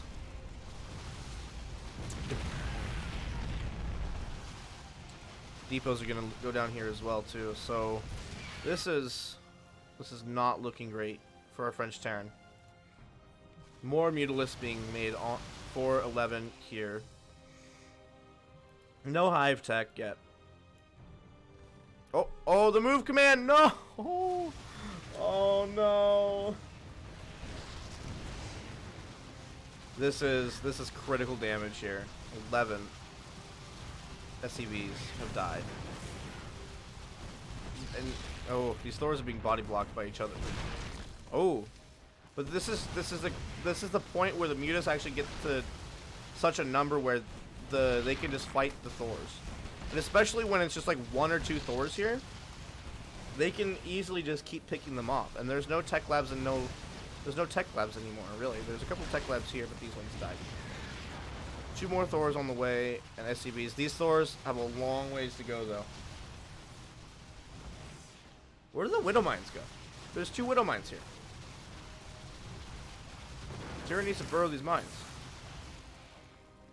But it's already too late, I think. I think you have to burrow the mines when the Zerg isn't. Yeah, so now he's just going to draw out the shots here. Oh, that's not a bad shot. But now there are 20 Mutalisks. And Tira is going to call GG. And 11 will take the series 2-1 in relatively close games. Both players are sort of we're just hitting each other with sledgehammers non-stop in these games. And it turns out that 11 just drinks more milk and has harder bones. So we are going to go to a quick break. I need to get some water and use the restroom and all that.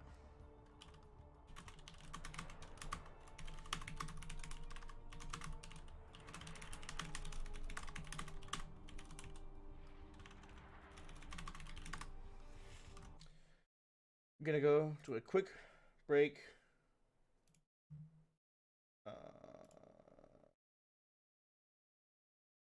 Make a new one.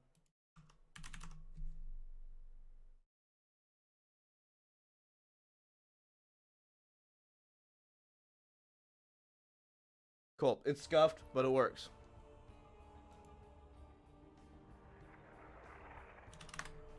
Never mind.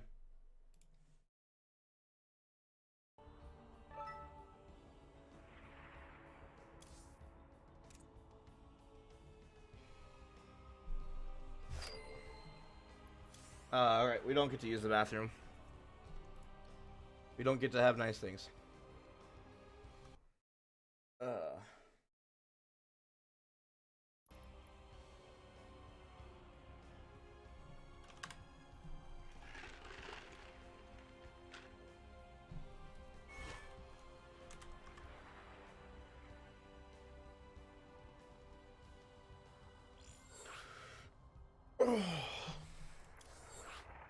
So now we have Xeno versus Quark.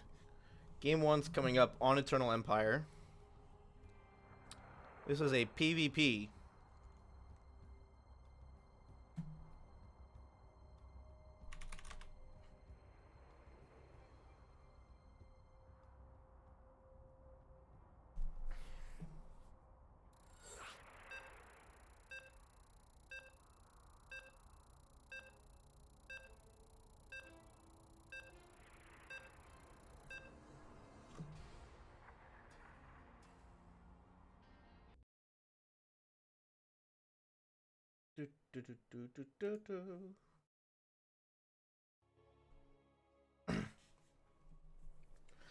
Alright, guys. In the top right of Eternal Empire, Cannon Master Extraordinaire in the yellow, it's Xenodactyl.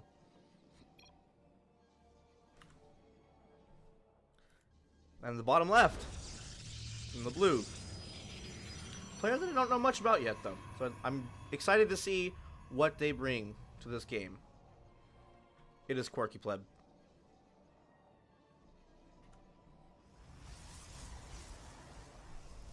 Xenodactyl's signature Pylon Scout probe into the proxy Pylon timing into the proxied Photon Cannon timing is known for this. Corky's going to scout quite early here. Actually sending 2 probes to harass this. But this... Oh. Actually, Xeno's not going to commit to the 3 pylon wall here. At least not in that location.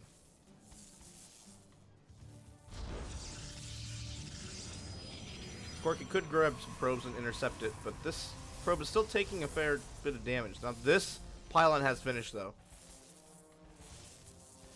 Oh, nice. Nice pathing by Quirky Pleb to block that.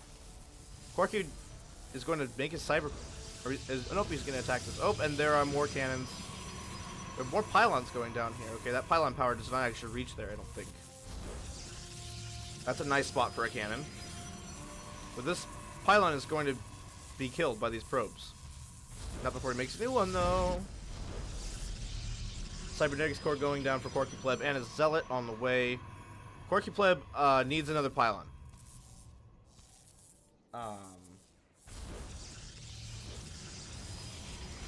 Because he is very supply blocked. There's the second pylon, and this cannon will go down. This cannon? Oh. This cannon right here just ends the game, I think.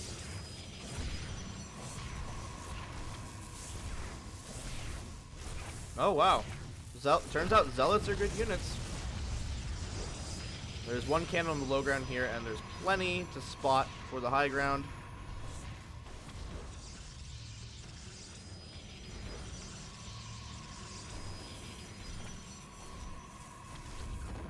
Ooh, nice mineral walk there. Almost killed that probe. And there's a 3rd probe here. Gateway has gone down. There's a 2nd gateway and a shield battery on the way, though.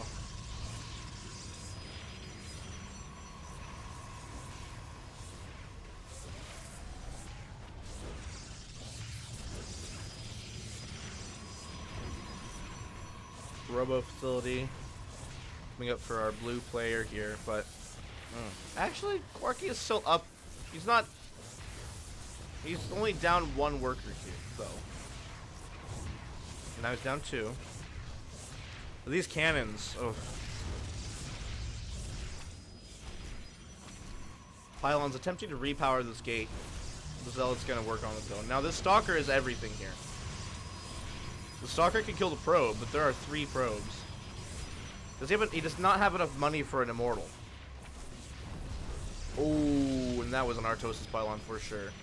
Another pylon coming up here though. So Quirky can get an Immortal. Where'd the Stalker go? Oh no! The Stalker died! I think the Stalker was like trying to walk around here or something before this went up.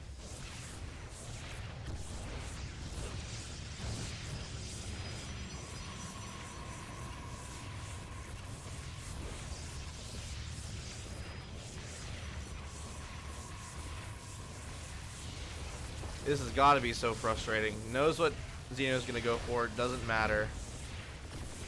Oof. Now this Immortal. This Immortal can clean this up by itself. If it's microed. This Immortal needs to start shooting this cannon right now. But he's sort of SimCity'd himself here. And Quarky Pleb is down to 7 probes. This is not looking good for our blue Protoss. Oh no! Oh no, the move command. As long as the Immortal stays in range of these 2 shield batteries. Immortal's showing how strong they are, but... Oh, okay, good. Whew. Gonna recharge up here at the shield batteries and go to work on these cannons. Now the problem is that Xeno now has shield batteries of his own.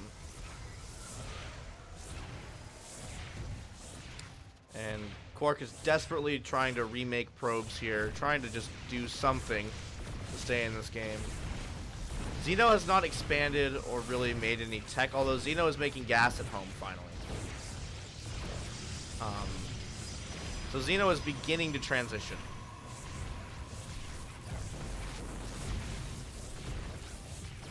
Oh. Corky loses his only gateway. And also the cybernetics core has not been remade. It actually, I think it got remade and died again, right? No, it did not. That was the first one that died. Yeah, I think this is too much for our blue Protoss here.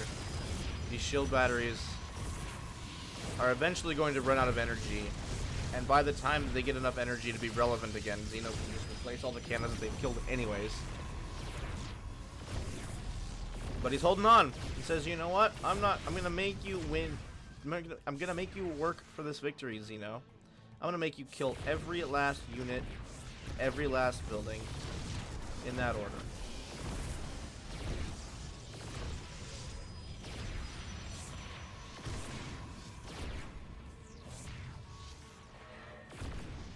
Now on a depth. Ooh.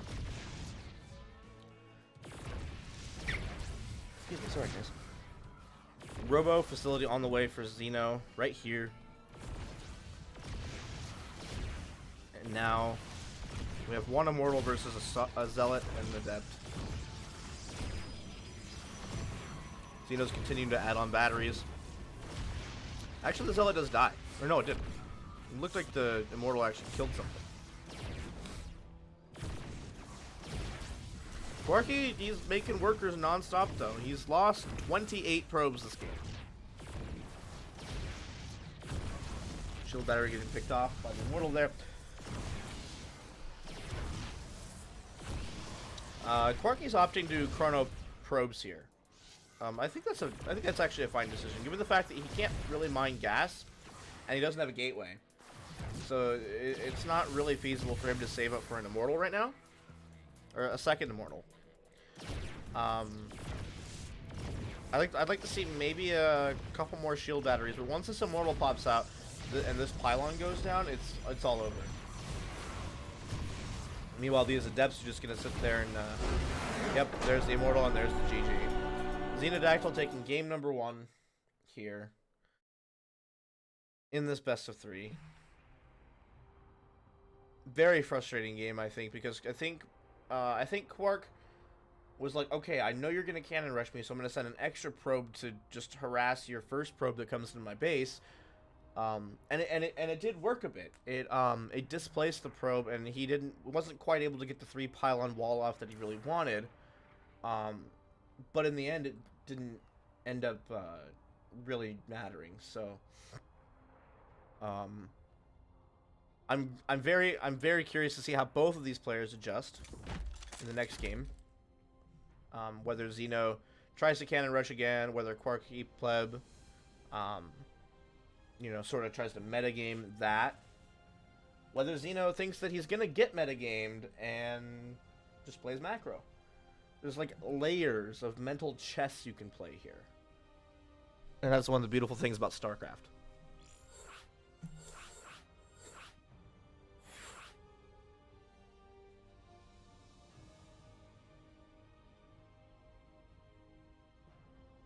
So second map is Nightshade.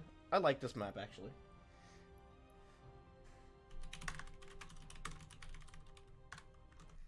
Okay. I'm going to take a quick bathroom break, and when we come back, we'll get into the second game. Be right back, guys.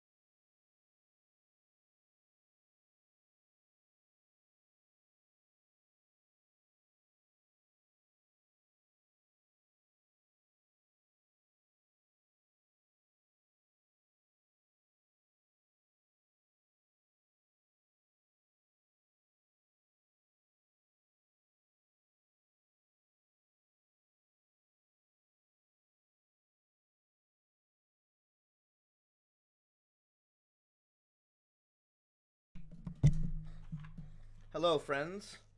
We have returned.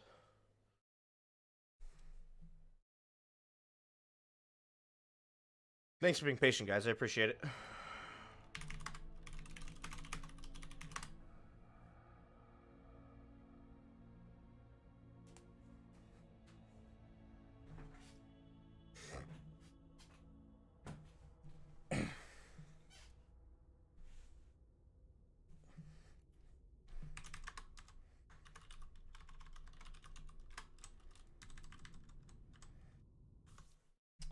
The Masitic 11 match is pretty good. Nice.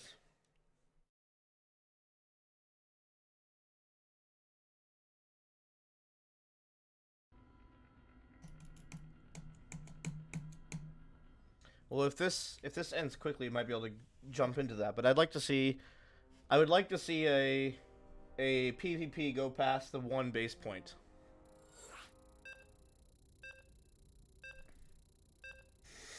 Or I'd like to see a PvP go to a game 3 at least.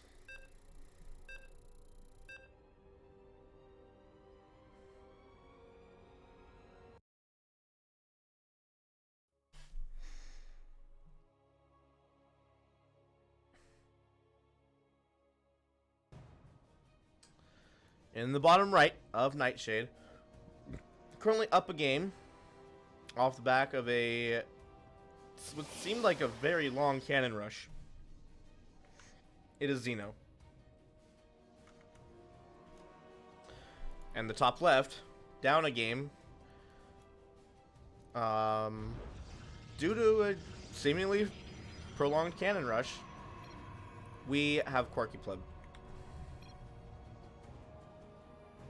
Sorry, I had like a brain fart there. I had like a monologue and then I just forgot.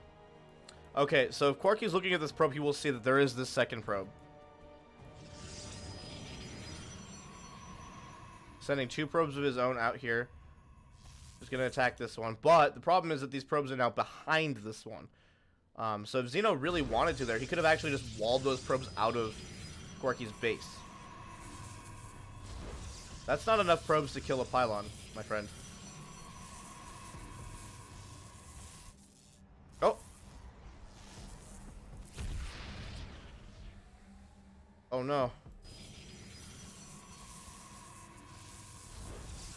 This pylon getting... Oh! Wow, big mistake there by Xeno, letting that probe get cornered against its own pylon. The second probe is down here on the low ground, but this pylon's going to fall, which being said, Xeno's going to have to be very careful about going for high ground vision. He needs to chrono a zealot right now, or something. He needs to make something. Oh, no, you can't, no. Now, the problem is that this cannon is going to finish, and the pylon right here is spotting for it.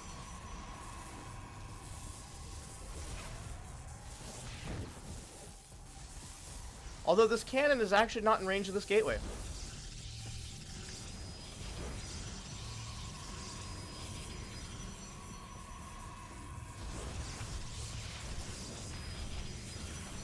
This is very rough. Yeah, I think the Zealot just needs to work on this cannon right here. And Stalker needs to be chronoed immediately here. Like, Quarky Plug just does not have any gas. Where's all the gas? Did he just start mining it? Oh no. Second this gets 50 gas. Or is it 75 for Stalker? I don't know. If this pylon dies. Well, this second gateway and these batteries are being powered by this pylon, so it's not that big of a deal. But we need a Stalker right now. Opted to make the Stalker out of this gateway. I like that, because this one's probably going to die. Zealot's just kind of running forward. It's going to get blown to pieces.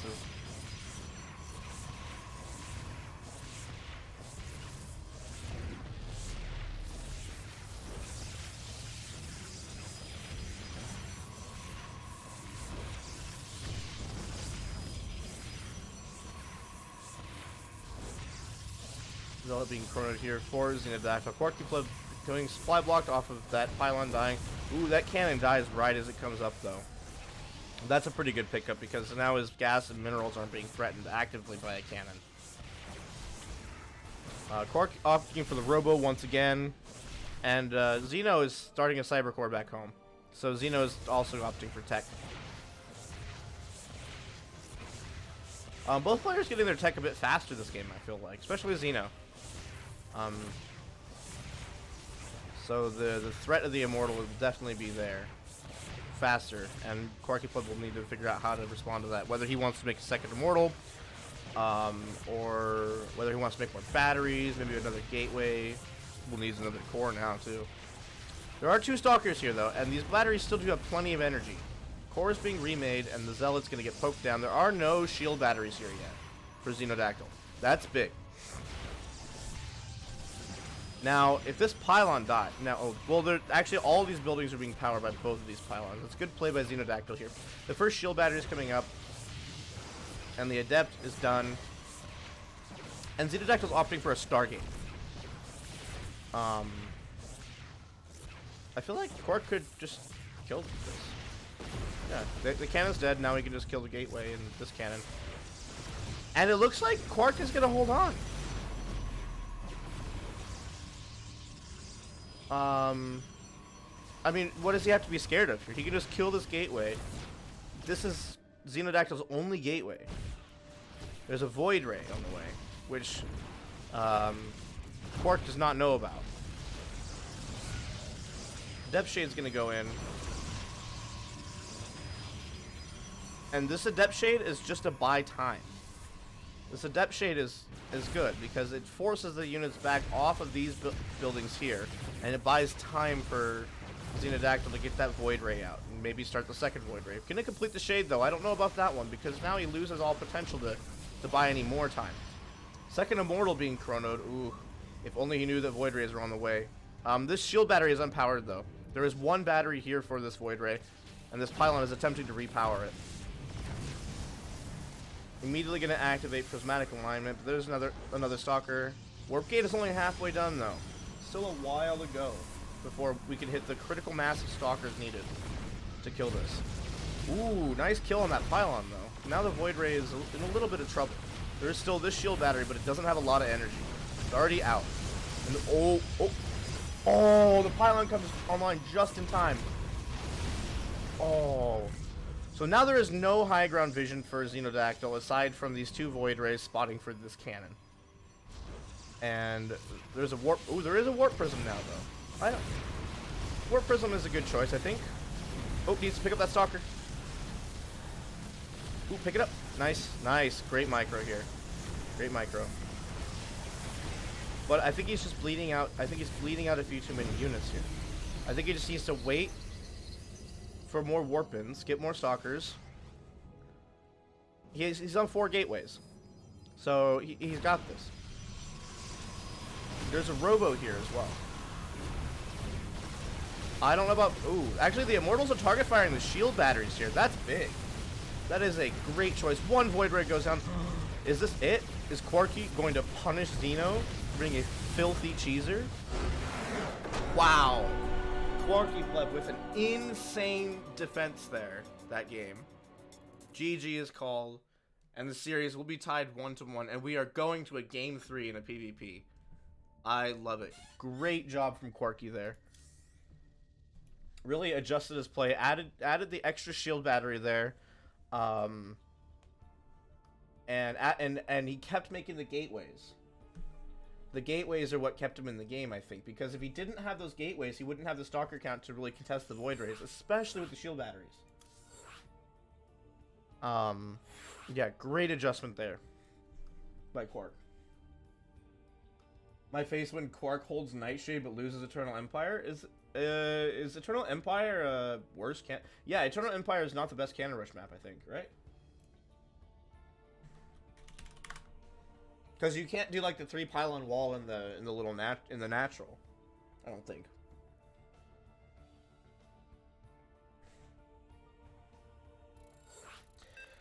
And now, what map would be more appropriate for the cheesiest matchup in all of StarCraft 2 PvP, other than Zen? Nightshade is a god tier cannon rush map. Eternal is decent. Okay.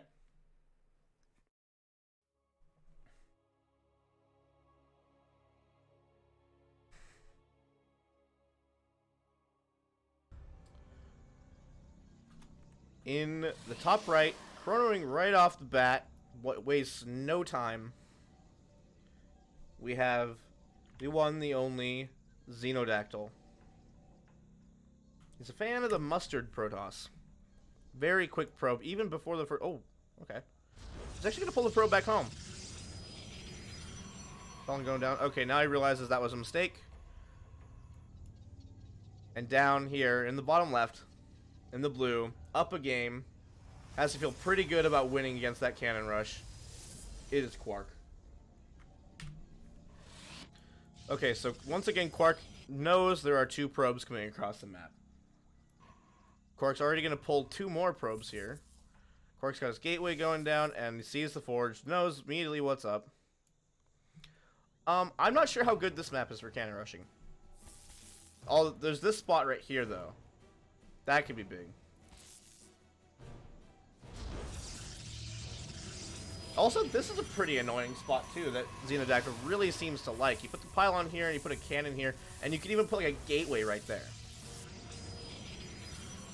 This probe is very low, though. Ooh. Xeno loses a probe again. That is not how you want to start this off. This is Xeno's only probe here. Ooh, nice clapping block there. Ooh, but this pylon... Oh, no. Already half health on that probe. He's gonna micro his heart out here. Oh, but the turns are too sharp. Oh, man. Okay. Well, if Quark can deal with this cannon right here, this cannon's gonna be a pain in the butt to deal with. If he probe micros, he can do it. He's gonna lose a lot of probes to this, though, if he doesn't. And the Zealot can't shoot, but the Zealot is tanking the shots with the probes at least. But it deals more damage than probes do, too. Zealot loses, only 2 probes have gone down, and Xeno says, you know what? I'm not done with you. Xeno's attempting to make a Zealot out of this gateway, but it's going to be unpowered before this Zealot finishes, I'm sure. Quark has not made his second pylon. Is going to now, and he's going to see these probes come up. He's got to be like, really, dude?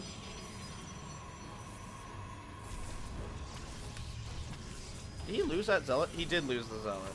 Yeah, the last cannon shot sort of took care of the Zealot. He's actually going to gas steal Quark has not made any gas. Oh no. Quark hasn't been able to start warp gate or do anything. Quark has no second pylon either. This could be catastrophic for him. Because he's not able to pull ahead. He's not the... Oh, wow. Okay. The probe got stuck in the minerals there. You see, Quark isn't able to really capitalize on any of these small victories that he's winning. He's killed 3 probes already, and he's depowered a bunch of buildings, killed a bunch of pylons and cannons. But he's not able to capitalize on because he never took his gases, and his second pylon is just coming up right now. So this probe is coming across the map. It looks like he's gonna proxy something. Another probe from Xeno is coming out. He really wants to power this gateway or something.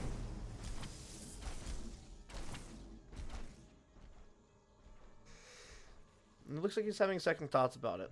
Xeno has warp gate already halfway done, and a cannon in the mineral line. Remaking his gateway at home, as he realizes this one is probably gonna die, or it's forfeit at least. So Quark is ahead here. I'm not sure why he's pulling probes to kill this. I guess he just wants to kill it fast. 3 gateways with zealots, though.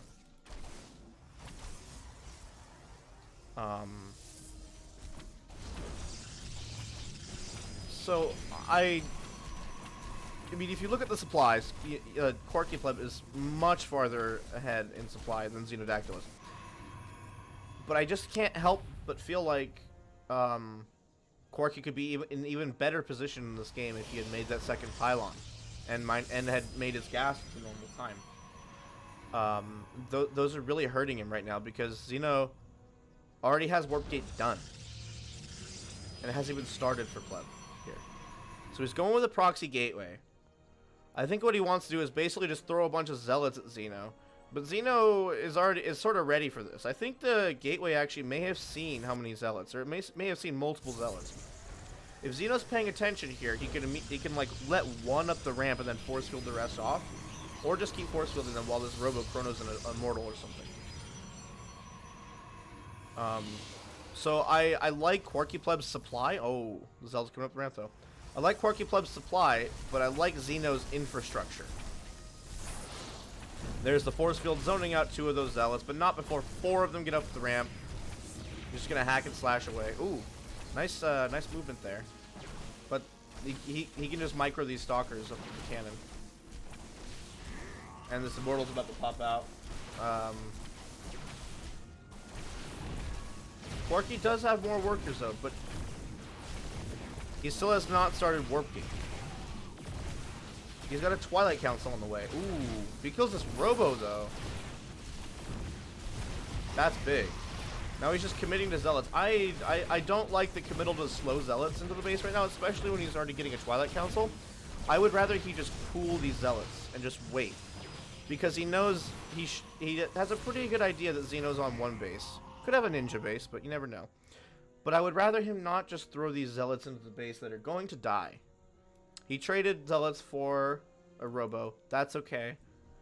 But then kind of just trading them against units that are faster. I don't know about this. Like this Zealot. What is this Zealot going to get done?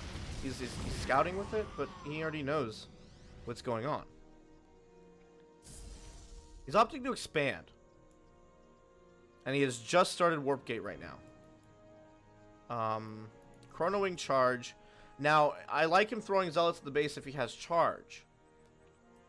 But now he doesn't know about these Adepts that are coming across, and he doesn't have warp. Okay, he does have units here to defend at least. Okay, and a sentry actually for force fields, but he doesn't have a wall off, so he doesn't have the option of walling in with a battery.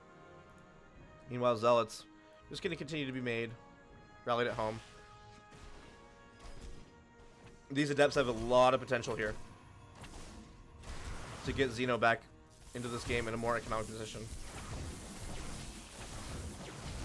He's gonna get 4 probe kills. 4 probe kills. 4 probe kills is good. The one issue though is that Quark has expanded and Xeno has not.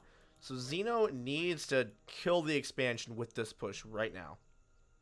At least kill the expansion. Xeno's down in gateway. Xeno is going to have +1 though, which is big.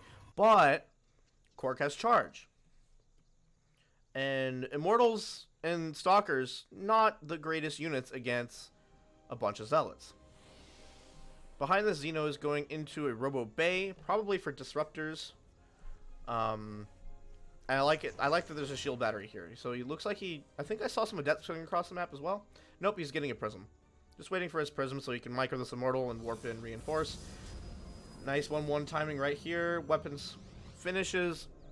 Sorry, nice +1 timing here as weapons finishes right outside the base of Quarky Pleb. And he's going to shade these Adepts into the main, probably, or just into the natural. Nope, into the main. Create some chaos while this main army comes here. There are 10 Zealots, though. But they're choked up. Oh, no! Oh, that's not where you want to be with charge lots. Warping in more Zealots now, and a Dark Shrine on the way for Quarky Pleb. But, oh, the Quarky Pleb's force fields are really good, though. Forcing these Stalkers to just take Zealot hits all day. Meanwhile, warping in 3 more Adepts here. These Zealots doing so much damage, though. Look at it. The Adepts are a good choice against it, but now it's just a couple of Adepts and an Immortal versus 2 Sentries, 2 Zealots, and Stalker. He's going to go into the main base and try to cause some havoc here, but this Stalker is ready to start zoning out the Prism. Now this is a big problem for Xeno, though, is that this Prism could get zoned out unless he takes both Stalkers up here. But this is not looking good for Xeno. Warping in some more Adepts here, and he has a Colossus on the way. I like the option for the Dark Shrine for Quark. Oh! Oh, the Immortal!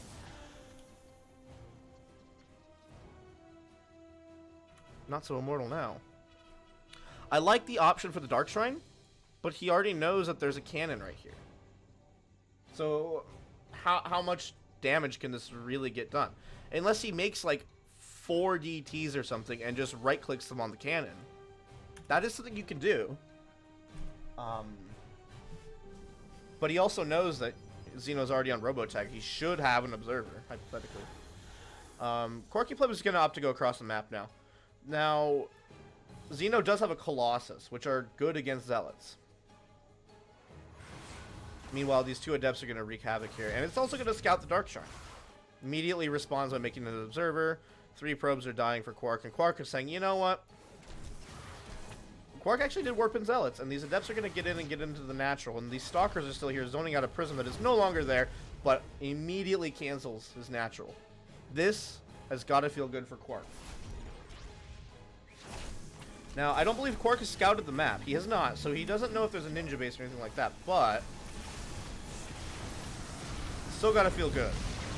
Ooh, hallucinated Archons. I love it. This Colossus is taking a lot of damage, but it's moving to the safety of the probes. Meanwhile, these hallucinated Archons are actually blocking the rest of the units from engaging these Adepts. One gateway does go down. If I could zoom out, that'd be great. Meanwhile, a real Archon is being made, and Xeno's starting to mine out. The main bases are starting to mine out here. And Xeno had to cancel his natural. I feel like if you're Quarky Pleb, you just go home. You don't move your Commander Stalkers into these Adepts. Ooh, might actually lose a Stalker there. Colossus is going across the map. Where's the Prism here? It might do some like Colossus drop kind of shenanigans. Or this could just be a mistake. I think it's gonna go for a Colossus drop though. And these Stalkers being caught in position, although this Archon is big. But I don't think it can actually fit through there, right? No, it can't. Never mind. No, it can't. Uh-oh. Oh, no. Yeah, if you're... Oh, he's going to recall the Archon. Oh, does not get it, though. Yeah, if you're Quarky Pleb, you just need to stay home. You just need to macro. You're up a base. All you need to do is just defend and macro, and you'll be ahead. But this is a pretty deadly push from Xeno. There's only 5 Stalkers and a single Zealot to defend 6 Adepts and a Colossus, 2 Stalkers, with the Prism. And there is no blink, either. So the micro potential of these Stalkers is there, but it's not as much as it could be. Now, Xeno's going to back up. He's just going to retake his natural and let the Adepts sort of zone out the Stalkers from chasing. Quarky Pleb is very bloodthirsty here, and his Stalkers are actually wrapping sort of around this like wall. So if Xeno turned around, he could kill 2 stalkers for free. And also this observer also sees these stalkers coming up. Quarky Pleb wants to take a 3rd base though. But I wouldn't ever attack into this. If he's going to turtle up on cannons and a battery, and his natural is not even done at the almost 14-minute mark, I would just stay home. I would just stay home. Say, you know what? Okay, you can have your natural. I'll take a 3rd base. This DT, oh my gosh. Ooh, that has to hurt. Big time. Trading a Colossus for 2 probes. So now he's going to scout around the map. I like this by Quarky a lot. Because now he's going to know 100% for sure that he is quite far ahead in this game. He knows the timing of this natural. He has his 3rd base coming up. All he has to do is just make some more gateways. He's still on 4 gates, right? Oh, he's on 8 gates now. Okay. Where are the other gateways? What? 1, 2, 3, 4. Oh, there they are. I'm blind. Blink on the way. Archon's being made. And yeah, he's in a fantastic position. Stay at home, macro up, don't die to things like Colossus drop, and you're good to go. Xeno's going for disruptors here. He sees the stalker heavy composition. He just wants to blow them all up at once. I like that. Colossus sort of had their place in this game with the charge lot timing, and now Quarky is shifting gears into Blink.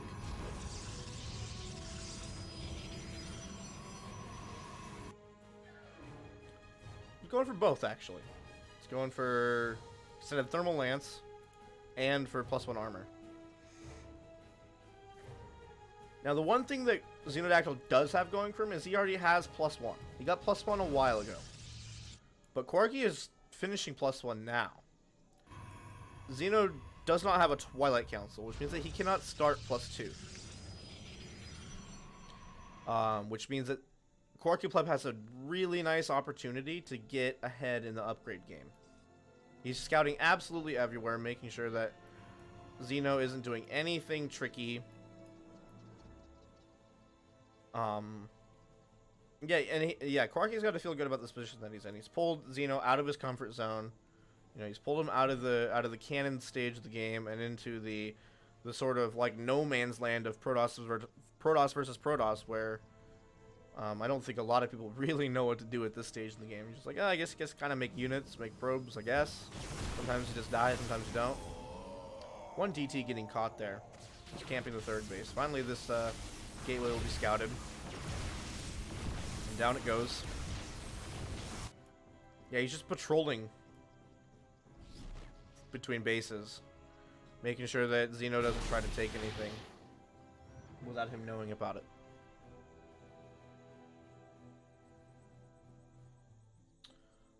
They actually have relatively similar army sizes, and ooh, there's the disruptor though. Quark has to be very careful, but there's a prism here. He can catch the prism. Oh, not quite. Force field's gonna zone him out. Ooh, there's 4 zealots in this though, and there's not really enough stalkers to shoot this down. But doesn't want to. No, he's just gonna drop the zealots here. Oh, Xeno can't walk into his own base except for with the Colossi. Ooh, these DTs. These DTs are not going to get much done here. There's detection. Meanwhile, the main army comes through here. Disruptor shot could be big. Oh, completely whiffs it. Oh, you hate to see that. But now he's force fielded out of his own base. He has units down here. But actually, I think Xenodactyl wins this. Xenodactyl wins this fight. He lost the disruptor though, and he's down 30 workers. He's trying to take a 3rd base. I feel yeah, if I'm Quarky, I just want to cancel this 3rd base. I want to kill this 3rd base and just get out, or I want to take a 4th base of my own. He's making Phoenix, and he's going into disruptor tech. Okay.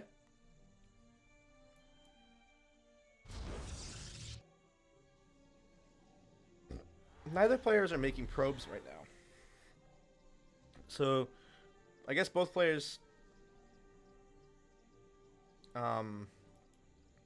They want to go into the later stage of the game, but not quite setting themselves up for the best shot at it.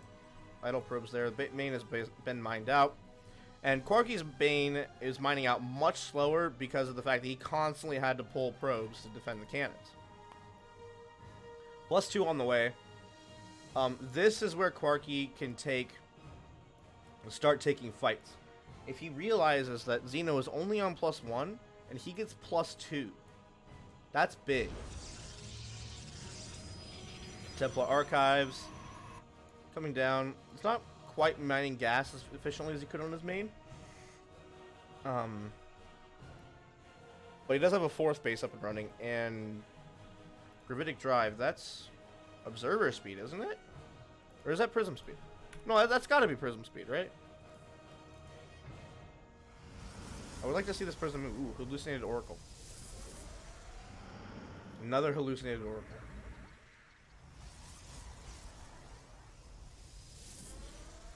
Meanwhile, more cannons being made. Cannons, batteries, all that good stuff.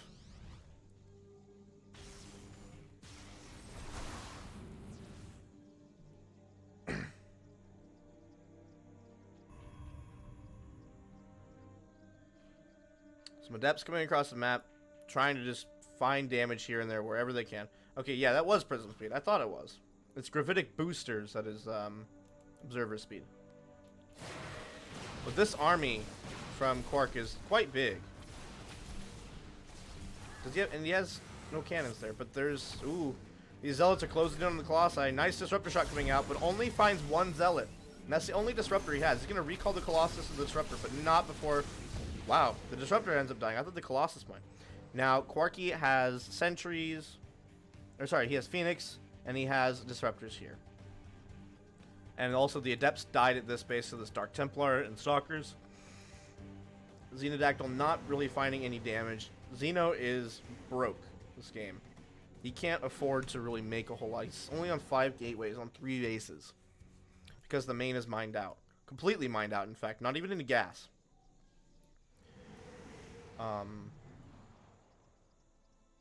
So... Xeno does have a scary army, though. He did lose his 1 disruptor, but he's remaking it, and he's going into glaives for Adepts. I don't hate the choice for glaives, especially considering the fact that Quarky is obviously not going for Colossi. But he does have Archons. And Archons are quite good against Adepts, just like Colossi are. This is a pretty wide arc, though. And now he's got high ground. And he has Blink. He could Blink on top of this Disruptor and kill it. Or the Discharge Lots. Oh, does blow up 3 Stalkers, though. It's not a bad shot. But he has his own Disruptors here he's not using. These Force Fields are just going to get crushed by the Archons. Disruptors moving forward, ready to shoot their balls. And here's 3 balls. And ooh, nice pickups, though. But 6 probes go down. 1 Colossus is saved by the Prism, but there's just nothing here for Xeno. Xeno has nothing left. He's going to lose this 3rd base for sure. And there are 2 more Disruptor shots that are hitting those Stalkers. All the Stalkers go down. There is a single High Templar. Now the Phoenix are going to come in and wreck the Immortal. Although this Colossus, I guess, was SimCity'd pretty well. Pushing out most of the units. And actually going to get a bit of splash damage down on these Disruptors. Disruptor shots are online, though, for 3 Disruptors. And there's a Tempest. I feel like if you just right-clicks a Tempest on the Prism or something. Or just on the Colossus. Glaives is done now, though. But I just don't think Xeno doesn't have the production to really make use of it. He could make 5 Adepts. He's making a couple Adepts right now. But he has no gas. He just spent their last remaining gas on an extra Archon. Losing 12 probes at the 3rd base. We're going to lose the entire 3rd base. Meanwhile, we've got Phoenix killing this Colossus. Archon's desperately trying to shoot him out of the sky. And probes just dying in the natural. And I think this is the nail in the coffin for Xenodactyl here. 4 Disruptor shots on that Archon, because why not? GG, well played is called, and Quarky will take the series 2-1. Wow. That was a game. I gotta say, for the first 10 minutes or so of that game, I really didn't know who was gonna win. Because yes, Quarky defended the cannon rush very well, but he set himself behind really far to do that because he didn't mind gas and he didn't get warp gate and he didn't make a second pylon. He was all in on just microing the probes, and it worked. But I was really worried that he might not, his follow-up might be too anemic. But he was able to pull it out in the end, expanding, just getting more money. And yeah, fantastic game by both players. Xeno always looking for little angles to get adepts in to try to get more damage because he knows that, you know, Quirky had a faster expansion.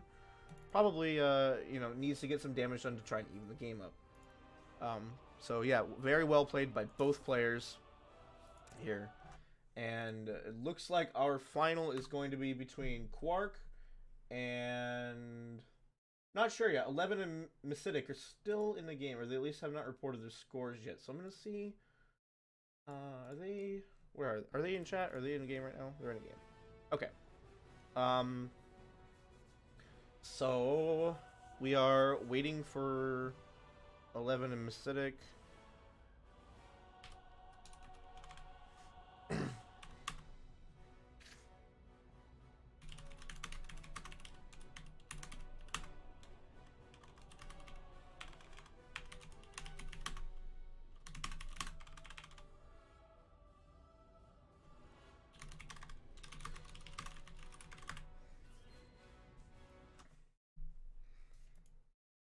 See if they've reported their scores or if they're...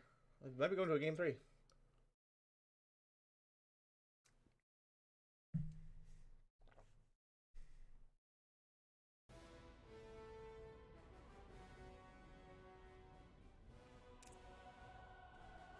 They're not in a party, so maybe. Yep, Masidic won 2-1. So our final will be between Quark and Masidic.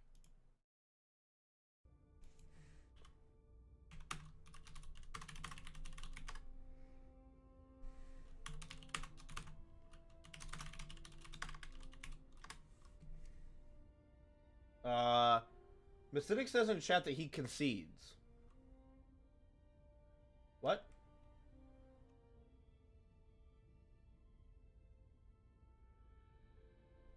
Are you being serious, Masidic?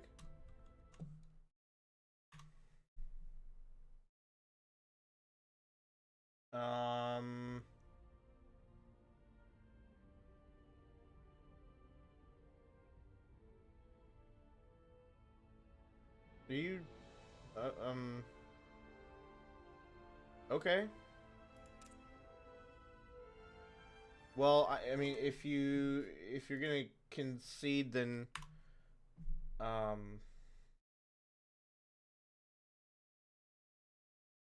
okay. I can't tell you can't. I think that the game would be very good, and I think it would be very fun for people to watch, and I think it would be more fun than playing against Xenodactyl, at least. But I believe you are free to do what you want.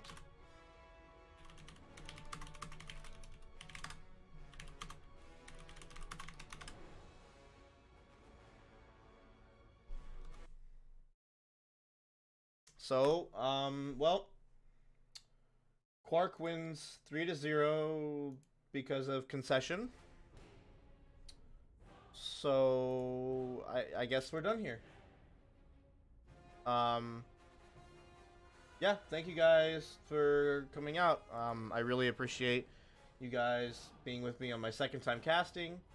I really enjoyed the games that we just watched, and I hope you guys enjoyed them too. That is it for the March Alpha X MVD stream, and I plan on being back next month as well to cast that one. So guys, thanks for watching. Hope you all had fun. Congratulations to Quark for winning, and take care. Peace.